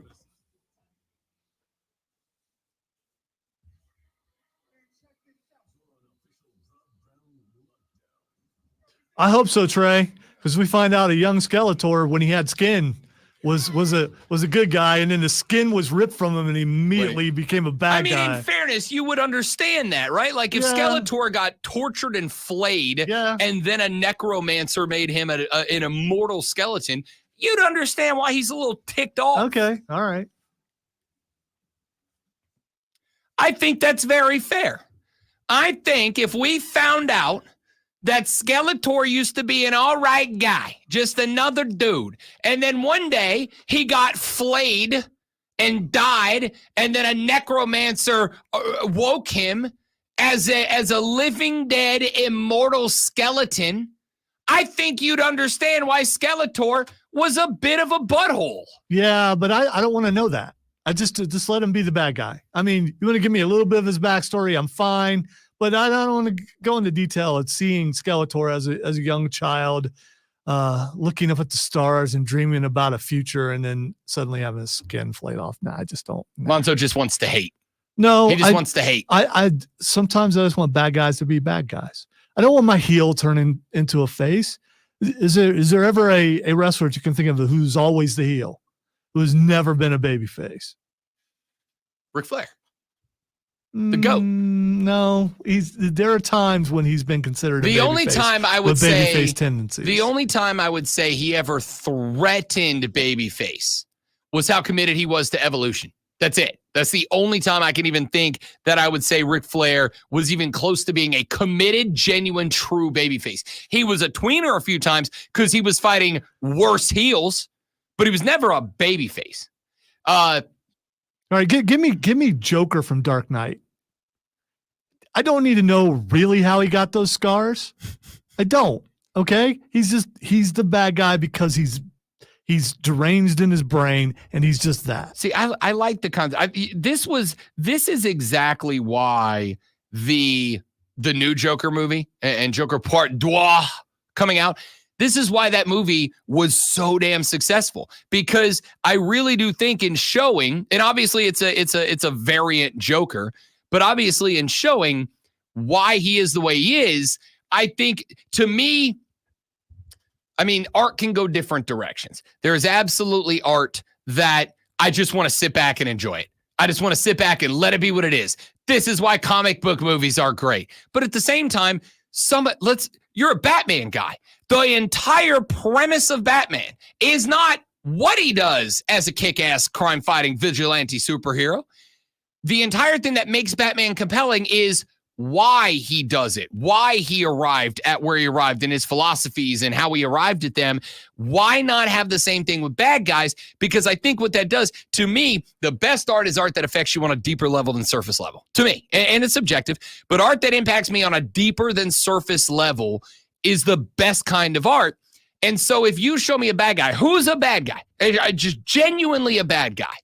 But you actually make me think about why he's a bad guy and make me, in a weird way, understand it, even if I disagree with him. Those are the best bad guys. And what should happen for those type of movies, in my opinion, ever so humble as it always is, but also very frequently correct, is that when you walk out, you should have some sense of deeper thought about the way that people are treated societally that drives people to make the decisions that they make. Because we are emotional, irrational, illogical apes at our core. And so if you really think about it, how many bad people. Not all of them. There's a lot of guys that are just bad people. All right. But how many bad guys would not, in real life, would not have been that guy or that gal if maybe we just took care of each other a little better? All right. This is for a guy who thinks he's Ray but is not Ray. In sports, a bad guy who's always been a bad guy. Bill Laimbeer. Do you want to believe that, he wasn't born a jerk and grew up a jerk, was a jerk punk thug when he was playing for the Pistons? That guy was never a good guy. He was always what he is. And I'm okay with that. I don't think that we need his entire story.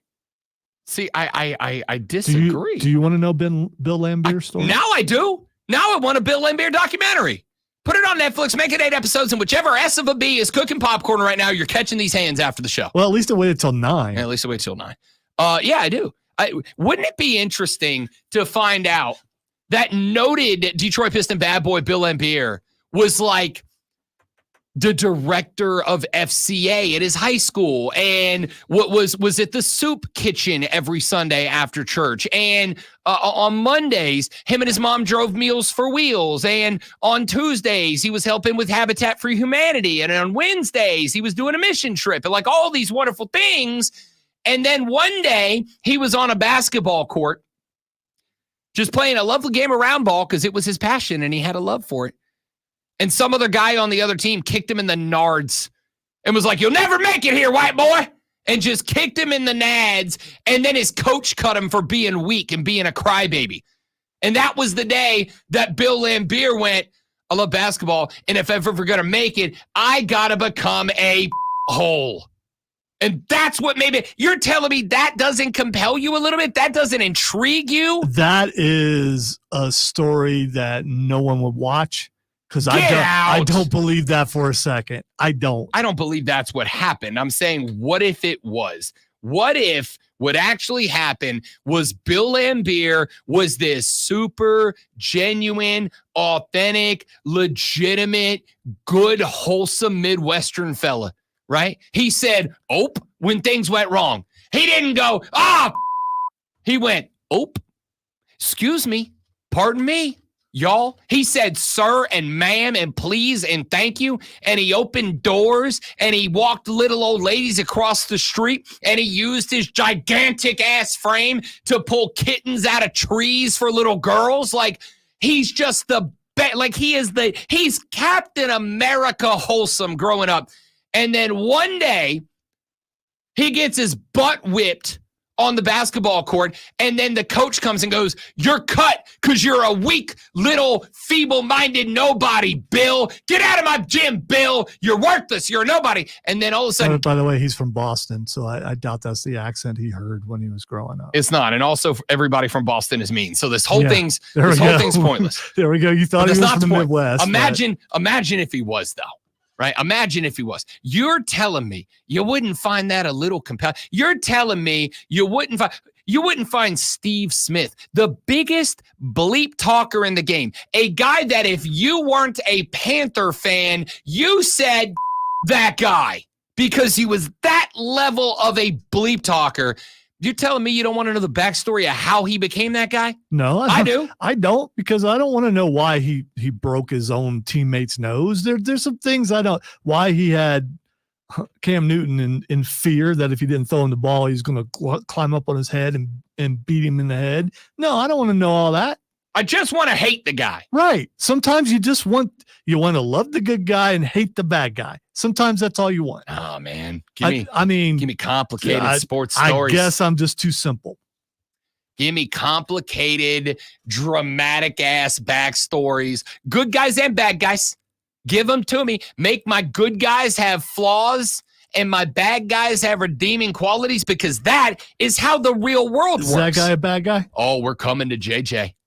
We're coming to You know what? Let's just get to Jerry now, because Jerry fits into this a little bit. Jerry fits into this conversation. If you haven't seen this story yet, it's pretty spectacular. Jerry Jones has owned the Dallas Cowboys since 1989. Since 1989, Jerry Jones has also filled the role of team president and general manager. Obviously, in the 90s, JJ put together some good squads, some good dudes. He won a couple of Lombardis, but they ain't been back since 1996, and I've done the math. That was many, many moons ago, right? Well, Jerry Jones, they did finish their contract with CeeDee Lamb yesterday, gave him a 4-year deal worth a lot of money, $38 million guaranteed in signing bonus, $100 million guaranteed. He is now the highest paid Dallas Cowboy wide receiver of all time, and it is the third longest contract given to a non-quarterback. CeeDee Lamb got paid. The problem is the Cowboys still got a lot of other business that they got to conclude, and that includes deciding if they want to re-sign Dak Prescott, and if so, getting that contract done. Well, there's a story about Jerry Jones, because Jerry Jones recently told DLLS Sports in an article that they posted on their website, and that was then put out and republished by foxsports.com. Remember, Fox Sports, an entity that, while I can't say for certain would not, has ridiculously close ties to the NFL. Close enough ties for a lot of enough of money that they wouldn't want to put out something that is untrue. No way. And unflattering about the most powerful individual in the NFL. Yes, even more so than Roger Goodell. So, Jerry Jones. I pushed the wrong one. Yeah, no, I figured you did. I was just going to roll on through it. I like football. Jerry Jones was talking to DLLS Sports and was asked about his role at 81 years old, was asked about his role and if he had given any evaluation about whether or not he should continue to serve as the general manager or if he should maybe turn the reins over to somebody that's not 81 to live in a super competitive world. And here's what Jerry Jones had to say. Now, I'm going to do a dramatic reenactment, and I'm going to let you know in advance that is going to get a workout. Here's what Jerry Jones had to say. He said, and I quote, "I've done it all, so I have an inordinate amount of confidence that..." No, man. Okay. Stop. Everybody, reset the set. All right. Get the little what we call it, the little clicker thing. Get that ready. Yeehaw. Quiet on the set. And action. I've done it all. So I have an inordinate amount of confidence that if anybody can figure out how to get this done, I can figure out how to get it done. I've been there every which way from Sunday and busted a bunch. There's nobody living that's out cutting and shooting that can't give you a bunch of times that they busted their. So hell no, there's nobody that could come in here and do all the contracts and be a GM any better than I can. Plus, I'm where the buck stops. When it's up, I gotta cover it. There is nobody else that can do it.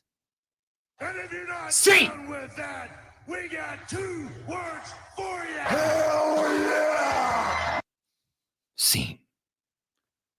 Except for it wasn't scene. There's more. Sorry, forgot the second half of the quote. Sorry. Reset, everybody. Run it back. Put the props back in place. We got the second half of the scene. Quiet on the set and action. I've had hundreds of bad days. I'm emotional about it sometimes. Running this thing, that's who I want to make the last call. Now, when I can't think, when I'm old and I can't even do it, the reason I don't let somebody else be the GM is because I don't have anybody that I will let do it, actually do it right. And they're going to have to come to me because I know where it is that you're going to pay for it. I am the hype. And hang on, make sure there's no one. That's the article. All right, here it goes. There's more. The script, very long monologue. I said, guys, y'all never seen a meeting when they had no money, right? We could have a meeting where there wasn't any money. And I said, can any of you imagine not having enough money coming through the doors to pay the overhead? I said, when I walked in this, nobody had enough money coming in.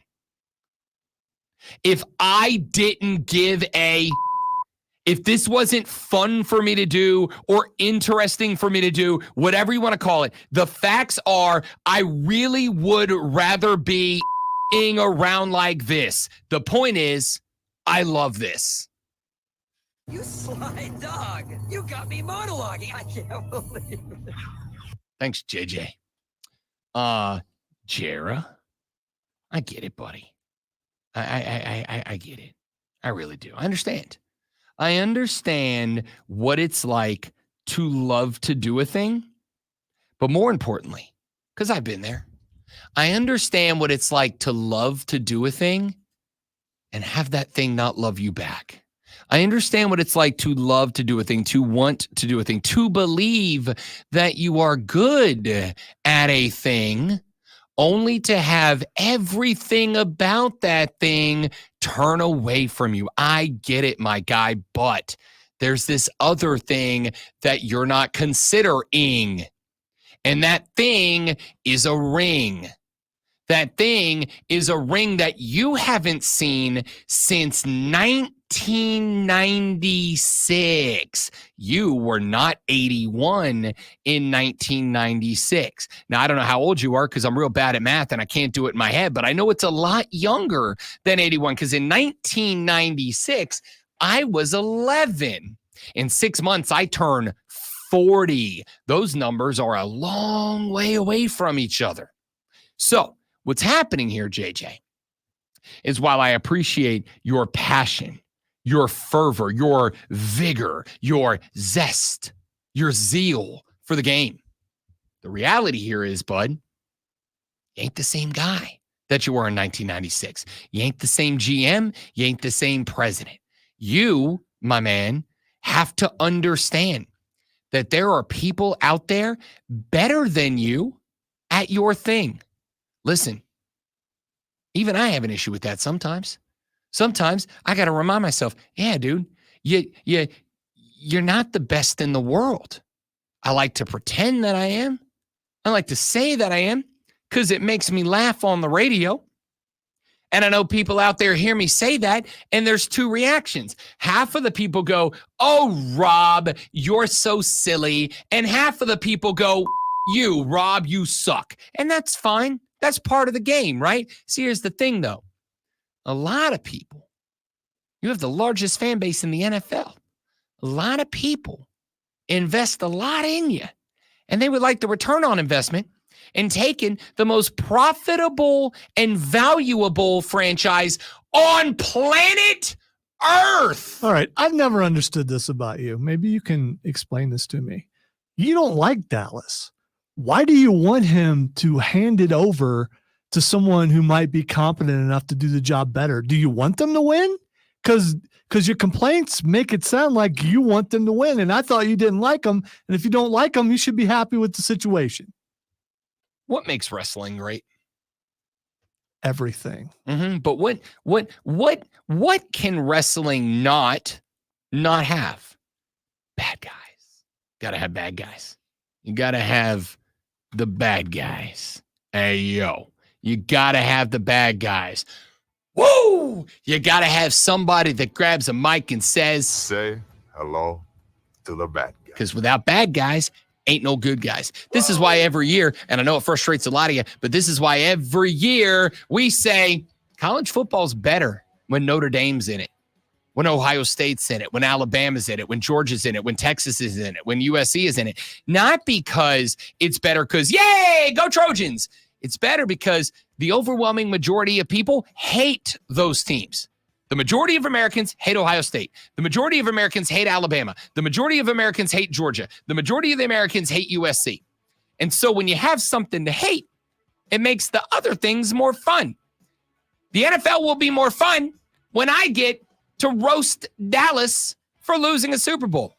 And it makes it harder for me to do it and more fun for everybody else when they win a Super Bowl. But if I got an 81-year-old guy who was asked, should you maybe think about handing the reins over, and he goes off on a spree? Yeah, I kind of feel bad for Cole Bryson at that point. Don't feel bad for that guy. I mean, come on. I do. Because I don't think Cole Bryson was born in 1996. He's never gotten to feel it. Even I have, and I'm a Saints fan. He is the child of the station. Yeah. So he's never gotten to feel it because JJ. I think he's also Bryce Young's height. I just want to say. JJ and his big ass ego won't get up out the way. Well, enjoy toiling away in mediocrity, Cowboys fans. Back after this on the Rob Brown Show in the Fan Upstate. That world. All right, guys, one more live and we're back. Stay right there for me. Thank you so much.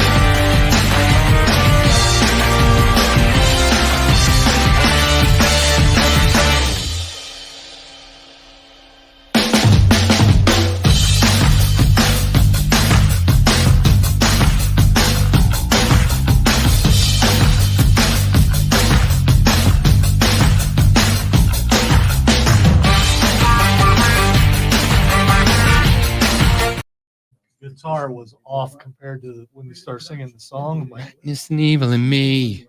now I know the song. Down, fingertips and memories. I can't forget the curve of your body. When I feel a bit naughty, running up the flagpole and see who salutes, but no one ever does. And I'm not sick, but I'm not well. And I'm so hot because I'm in hell.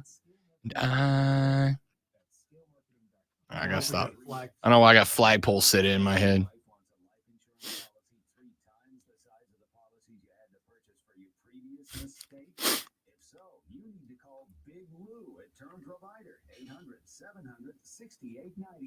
Big Lou is intimately from Oh, baby! Man flags our video because Rob just did the worst rendition of the song ever. You didn't get a copyright strike. You just sucked. Yeah. Dude, please don't do that again. We used to play that song. That song sucked. Oh, I knew because you knew all the lyrics. I kind of guessed that. No, I mean I knew the lyrics because I loved that song when I was a youth when that song came out. That was in Rob's rebellious phase. I had never really Danger. I didn't understand all the lyrics till now. Uh-huh. So thank It's you dirty. for that. You could have been like making it all up. Mm-mm. It sounded real.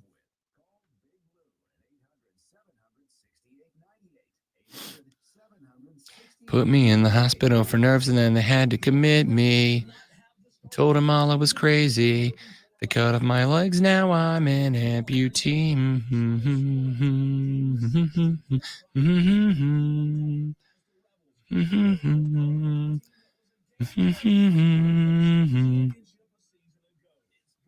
Last verse of that song just slaps. Yeah, I agree with you, Mac. Lyrical meanings are important. Just let me enjoy them. A lot of people sing along and don't really think about what they're singing, though. Paranoia, everybody's coming to get me. Say that you never met me. Running underground with the moles, digging holes. Hear the voices in my head, I swear to God, it sounds like they're snoring. But if you're bored, then you're boring. The agony and the irony, they're killing me. Yeah! I got Harvey Danger stuck in my head during the break. Zero explanation If I for would it. have known you were going to continue, I would have tried to find the music. for it, but it's Zero too late. explanation for it at all. Why that song popped into my head. Haven't heard it in probably 2 years, but there it is. I do believe you can catch the entire song because he sang the entire song. So, I mean, you know. Did the guitar shred and everything, man. The guitar part's still off to me. It sounds like bluegrass. All right. Let's rock and roll, ladies and gentlemen, shall we? Any interest in this great one? The Let's Go podcast, famously hosted by Tom Brady, is no longer hosted by Tom Brady. Brady has been replaced by his old boss, Bill Belichick, alongside current player Max Crosby and future Hall of... Actually, I don't know if he's in yet. Larry Fitzgerald will take over. Crosby, Hoodie, and Fitzy are the new hosts of the Let's Go pod. I thought Fitzgerald was already doing that with him. Or they were on a podcast with Jim Gray. That was the one Brady was on. I don't know if it's the same one or if they had a different one. Yeah, Fitzgerald was already on that. Okay. So, because Brady didn't carry the entire thing, everything I've seen from Belichick's very entertaining, especially when he's on McAfee. I don't know if you've watched him on McAfee yet, but I've seen a couple segments. Yeah, I mean, the scowl is gone. You know, everything that he did to where he didn't have to talk to people, which was all an act. Which was everything. No, it was all an act, and now he doesn't have to do that anymore. I'm gonna tell you right now. I think I understand a guy. I think I understand a guy in a role that comes with as much pressure. We talked earlier in the show about the 7 NFL coaches who have the shortest odds to be canned next. I think it is fair for a guy that lives in a world that is as high pressure as being the coach of an NFL franchise to be a little bit short. I will tell you that I am physically uncomfortable being short with people. It makes me physically uncomfortable. Well, it's physically impossible for you to be short with people because you're 6'3". That is a dad joke. Very good. Is it really? Yeah, that's a dad joke. Are you sure? Yeah, I'm 100% sure. I finally did it? Yeah, you did it. I'm so proud of you. I didn't realize Make it down August 27, 2024. Alonzo finally stuck the landing on a good dad joke. I do not like being short with people because I know that when people are short with me, it's not that I take it personally. It's that I blame myself, right? I'm like, oh, what did I do? What did I do to take him? Lonzo can attest to this. Every morning he walks into the studio. And there have been days where he walks into the Fortress of Nerditude and he doesn't say anything because he's just going about his morning, right? He's got to set stuff down, set up the Fortress of Nerditude, get in here, set up the show, do all the stuff to get it ready to roll. And sometimes he's just in the groove and he doesn't say anything. And I walk in and what's the first thing I say to Lonzo every time? Every time it happens, I walk in and I say, hey, man, are you upset with me for any reason? Did I do something to upset you?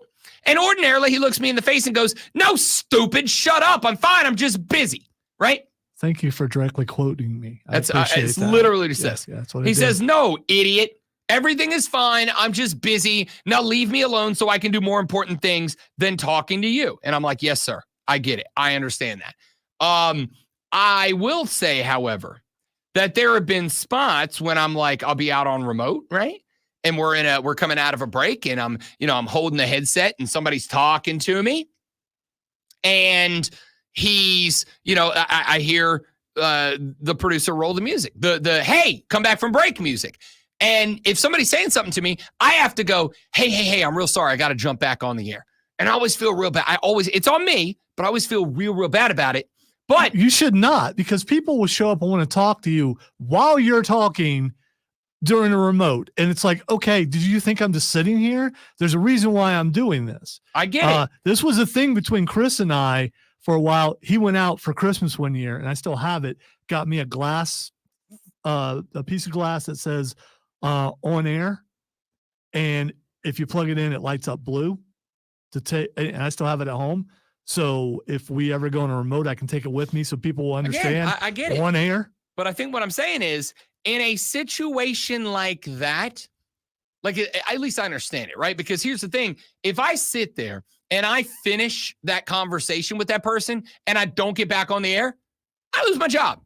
Or I don't get set on remotes anymore, or I get chastised, right? And I ain't trying to do that either. So I understand Hoodie being short. I'm glad you brought up McAfee, though, because I did want to talk a little bit very briefly about last Friday.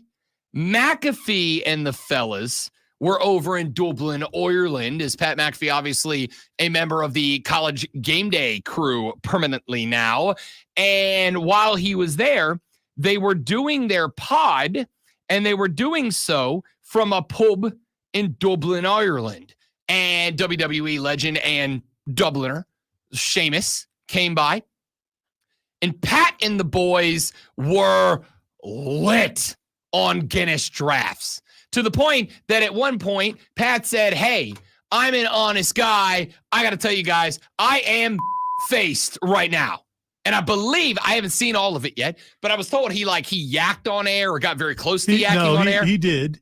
And me being behind the scenes and in front of whatever my roles are on radio, it really would have been hard to produce and keep that show going, because everyone around him was struggling because he was the only one that way. And he's the lead of that show.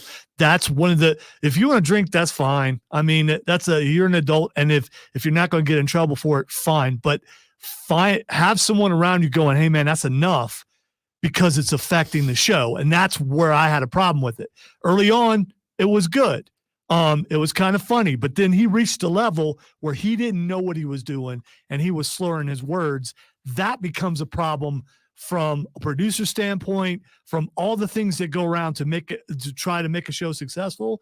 Then you start having a problem because someone else needs to take over and no one there actually could, because of the way his show is structured. I'm going to roll with Mac here and say it was absolutely ridiculously funny and unprofessional, but it was great television. And that's it, because here's the thing. I wouldn't say great. I would. I thought it was hilarious. Of course. Okay. But there are other people. It doesn't mean I'm wrong. No. It just means we have different opinions. Correct. But what I'm saying is this. That just wasn't for you. Okay? It just wasn't for you. And we don't have to cater every show to be a robot block that fits into this where it's good for everybody. There are entire podcasts that are wildly popular that's what it is. It's dudes who get blasted on a microphone and talk about sports. And it's hilarious. There were 9 other shows that were talking college football on that day. There was one where a dude knocked back a bunch of beer and the bros were bros and they broed out. And I thought it was great. Does it suck for the producer? No. And here's why. No, when to say when. For you. That's how you elect to live your life. No, then I'm worried that he has a problem that needs to be taken care of. And that's fine. And he's had problems in the past because of this sort of thing. He's got problems. He's getting paid $100 million a year. Seems like he's doing just fine. And he can still make mistakes and end up not being alive anymore. There needs to be someone in his life right now going, hey, man, dude, that's enough. See, this is, and I'm going to say this lovingly, that's the perspective of somebody who doesn't drink. And it's fine to have that perspective. You're allowed to. Right? You're absolutely allowed to. You can be excessive in a lot of things, not just drinking. And if you don't have someone around you saying, hey, man, that's enough. Absolutely. Then you're going to keep going till you combust. But getting drunk does not mean that you have a problem with being a drunk. It's not the same thing. I get drunk. I've never showed up to work here with booze on the breath because I'm not that guy. Yeah, I wouldn't let you on the air if you did. Correct. So I'm not. That's it. But here's the thing: we don't have the freedom that McAfee. That's McAfee's show. That's why he's getting paid that much because it worked. I thought it was incredibly entertaining TV, and it was such a break from every other manufactured scripted debate show that I loved it because it was so different. Back after this on the Rob Brown Show in the Fan Upstate. Getting a little tired of having to crossfade, Brown. I mean, I gotta making me crossfade. I gotta finish. You gave I mean, me a I'm thought. really good at crossfading. I know. Okay. It's just I keep losing my place and I have to search to find where the bed is. Maybe I should just double bed the entire thing. That would probably be the right way to go. I can barely wrangle you sober. I can't imagine having to try to deal with that. I'm more fun when I drink. Yeah, okay, let's not find out.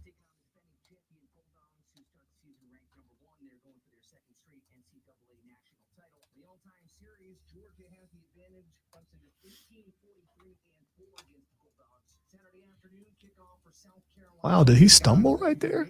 You said Bulldogs. He got shocked or something. Bro. Yeah. Let my man bro out. Some of us can bro out. All right, bro, don't be too long.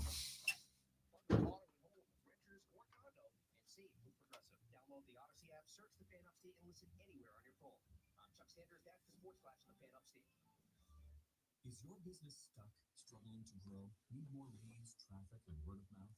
You could redesign your logo, build a new website, create your own app, throw darts at a board. But none of those will boom you. That's what he says. Market leaders play by a different set of rules. Do you know how to become the brand people think of first and feel best about? Winning companies do, and they use this knowledge to gain an unfair advantage over you. I'm Nick Torley, senior partner in the Wizard of Ads marketing group. We have the secrets to boom your business, and I've asked 4 of my most accomplished partners from across North America to teach you those secrets during a half-day seminar called Unfair Marketing, Tuesday, September 10th. So I need to re-listen to the Sports Flash. But I believe the guy just said that Clemson is playing Georgia, who is going for their second consecutive NCAA title, which is obviously not true. Well, some people seem to think that. TMZ Sports is reporting that Travis and Jason Kelsey have inked a $100 million deal for their New Heights podcast. I'm telling you. Keegan and I had this conversation yesterday. When ESPN had the Rocks, that's not even true. When McAfee had the Rocks to do his pod and just be an unequivocally bro pod. And then ESPN had the Stones to sign him and say, we don't want you to change anything. Just keep the pod, be a bro pod. Except for they did limit the F word, so they did have some things to say. I mean, they're allowed to have a couple. 100%. So the fact that they allowed even that on ESPN and they put the tag on it and all that, Rady Bro is taking off right now. So and I will tell you that for me, it has made me feel a lot better about being myself on the show because that's what McAfee's doing, and it's wait. You're saying this is you? This is you? This is. Oh, dude, years ago, I never would have talked about drinking brown liquor and making the jokes that I make on that. I wish you wouldn't now, but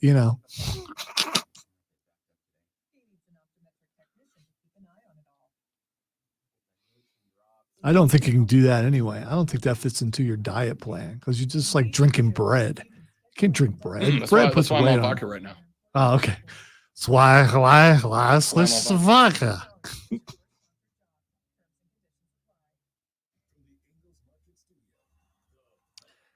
See, your problem is you think I'm always being judgy. I mean, you kind of come across that way. No. Anyone who disagrees with you on the thing is not necessarily being judgy. I told you from a technical standpoint why that would bother me. But that's the thing. The stuff that would make it a technical standpoint here, they're not a technical standpoint on his show. Well, it is. Still. It's not. Yeah. Going to break when you need to go break and stuff like that. Again, that's an issue here on that show. No, it is there too.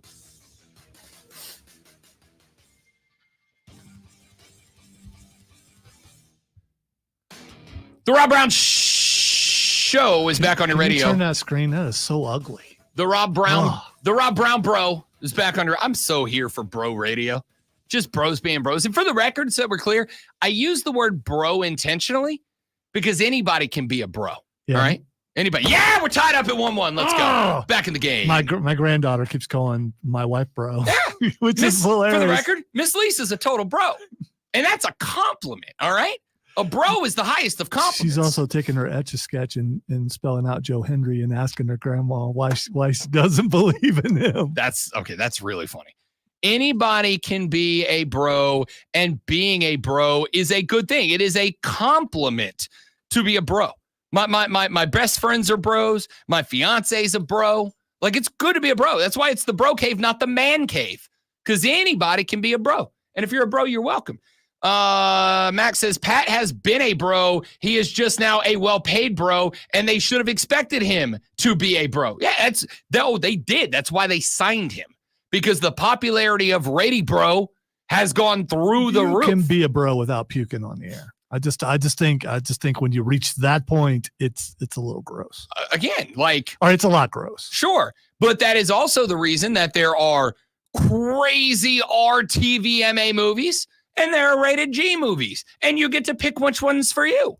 Wow. McAfee wow, you is just implied that I'm rated G, and we know that's not true. Or PGMA or PG-13 or whatever your little sliding scale of acceptability is. Why out of the corner of my eye did it look like you were milking a cow? I'm just I was doing this. I don't know what kind of cows you're hanging out with. Or are you going back to the shake weight from earlier? I regret that a lot. I'm real glad I decided to point the camera away for that. No, I dig, but this is what, like, I am, if that show and what they did last Friday is not for you, it's not for you. But it is okay to give people like us who do like it and do find it funny and aren't having a good time watching it a space in the sports sphere where it's not the same old regurgitated, manufactured, single shot talking heads yelling at each other for an hour every damn block. I just want to point out that you're implying that I'm that guy, and we both know I'm not. Have you ever seen me do that kind of show? Ever?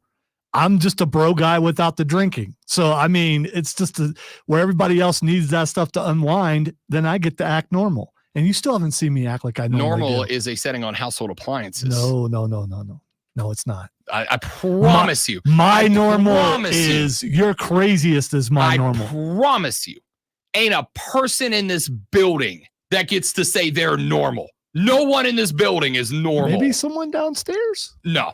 You don't think so? You're not in this industry if you're normal. The cleaning crew when they come in, maybe someone there. But they in the building right now. They're just working hard trying to, make a dollar.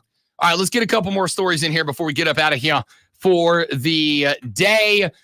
We did this one is very interesting, and I do think it's interesting because it may very well have an impact on Bank of America Stadium down the line. The NFL and the NFL Players Association have mandated the use of a new device to measure field conditions before regular season games this season, according to league officials.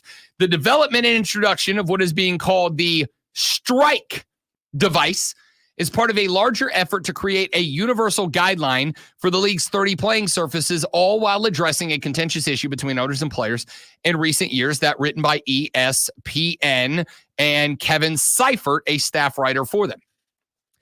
He says those guidelines, NFL field director Nick Pappas said, are expected to be in place for the 2025 season. Pappas said, quote, we're going to come up with our own performance specification document for the NFL field. Ultimately, it will be a regulatory document that says, hey, look, an NFL field should meet these standards. Right now, our standards have been somewhat vague, but because we didn't want to just arbitrarily adopt something that could be long. Of course, especially those of you that are Panther fans, you know that NFL players have pushed the league to improve playing surfaces for many, many years now. Back in 2023, NFLPA Executive Director Lloyd Howell called on owners to convert the league's 15 artificial turf surfaces to grass. The league pointed to data that shows a relatively narrow gap of non-contact lower body extremity injuries on natural and artificial surfaces, and instead has argued that consistency across surfaces is a more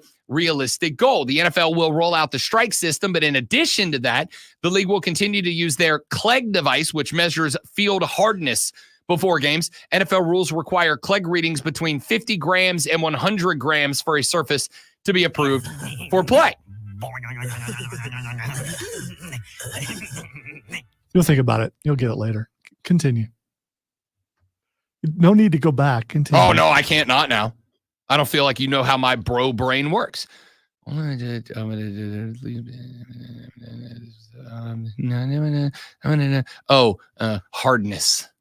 Got it. Field hardness. Ladies and gentlemen, the Rob Brown bro with Lawns bro here on the show.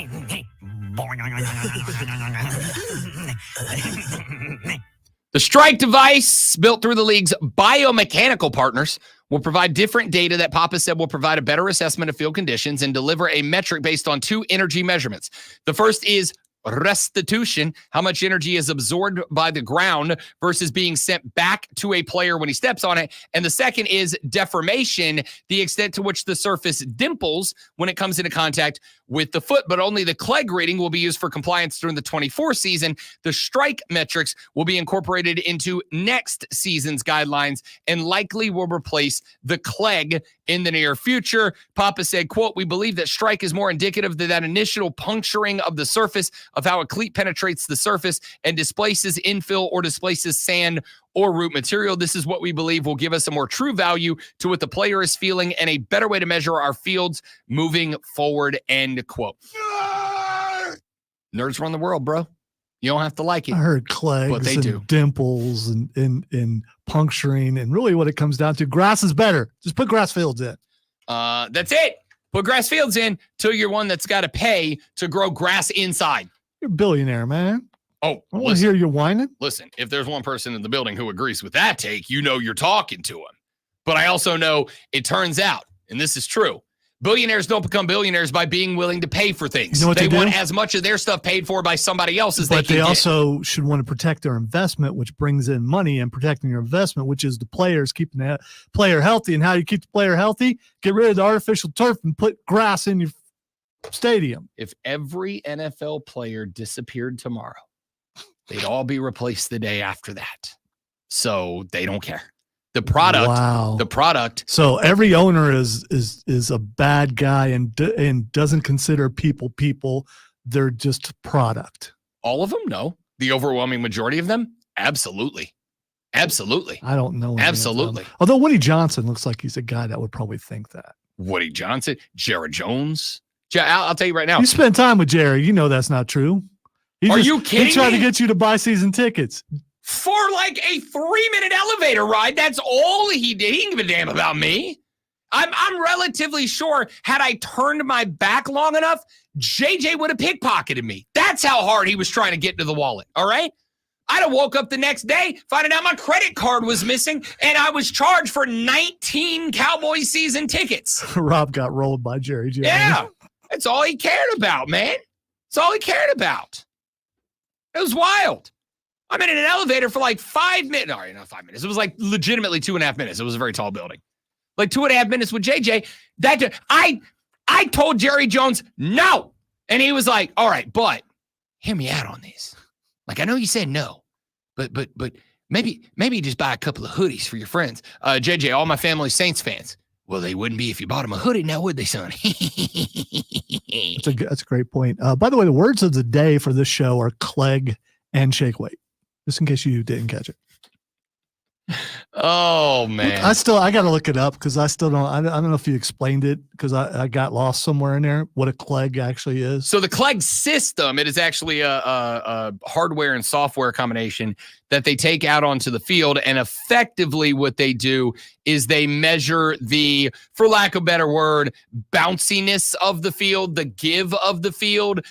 So basically, they stick this thing on the ground, and it's kind of like a reverse scale, right? Like instead of you standing on it and says how much you weigh, you push it into the ground and it says the field gives this much. It gives this amount. It gives this much distance, whatever. It effectively measures the softness of the ground, the give of the ground, so that when a player is racked into the turf, they will know, okay, when that player hits, this much of the percentage of the kinetic energy that is driven into the ground, this much of that kinetic energy is distributed into the ground, and this much kinetic energy is rebounded back into the player's body. Are they doing that for all player types, though? Or are they doing a standard weight of that? Because they'll get the measurement of the ground itself, and then they can basically do the math of, okay, if a 250-pound dude hits the ground, this much give, and if if Bryce Young hits the ground, it's obviously half of that.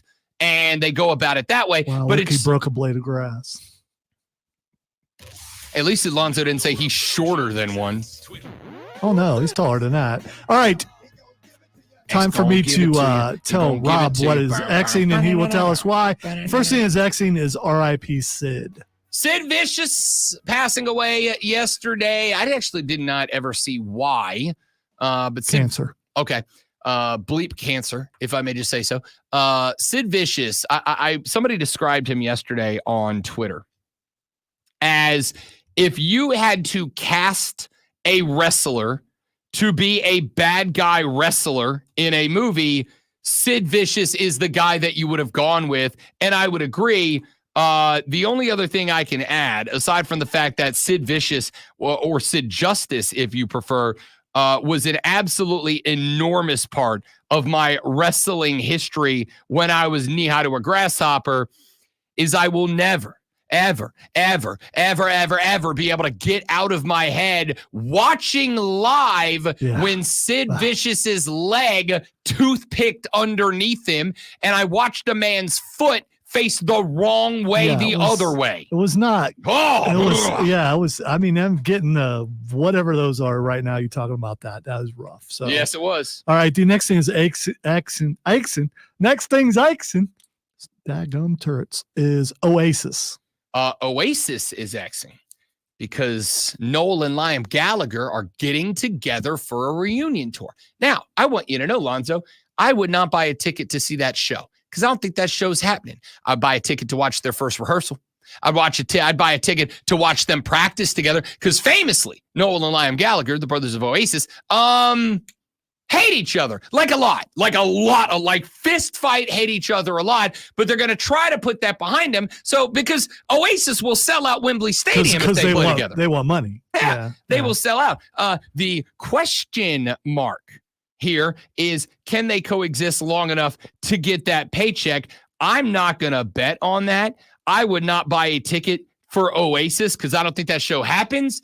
I'd buy a ticket for their first practice to see who goes Stratocaster upside the other one's head first. All right. The only song I can think of from them is Wonderwall, but I'm sure. Because after all, you're my Wonderwall. Backbeat word is on the street is still one of my favorite lines of all time. The drums behind it. It was so cool.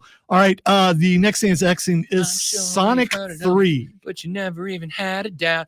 I don't believe that anybody feels the way I do about you now. Banger, right? You should charge extra for the concert today. I'm telling you. Sonic 3 is Xing. Because it's a movie that apparently we needed, wanted, and are going to get. Well, it is Xing because Keanu Reeves is Shadow. Well, that's how you sell a ticket. Yes. I'm right back in. Just when I thought I was out, you brought me right back in. The trailer just came out, and they say, because I couldn't listen to it yet, that you can hear Keanu as Shadow in the trailer. Bro. I know, right?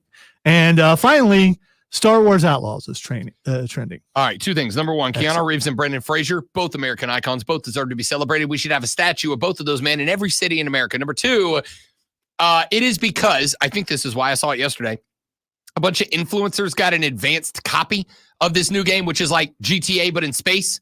It's like Red Dead Redemption, but Star Wars. And the reactions to the initial gameplay are very mixed reviews right now. They are, yes. There's a few people that adore it. They say they're having a ball. There's also a few people that say it's very clunky. Basically, it's like it has a Star Wars aesthetic, and that's really it. Like, you see stormtroopers, and that's pretty much it, and that's throwing some people off. The other thing I'll say is I found out that, and I can't remember the publishing company that made it, but apparently they flew a bunch of these influencers out and like gave them free vacations before they reviewed the game. So a lot of people are like, the people that like it got paid to say it. It's very interesting development in the land of video games.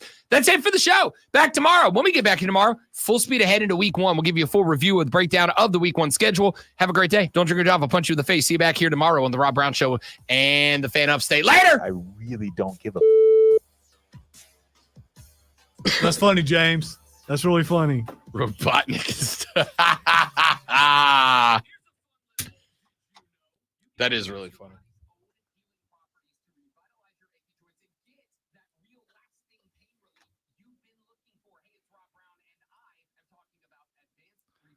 The way you said "get" sounded like you were shooing a dog. Get.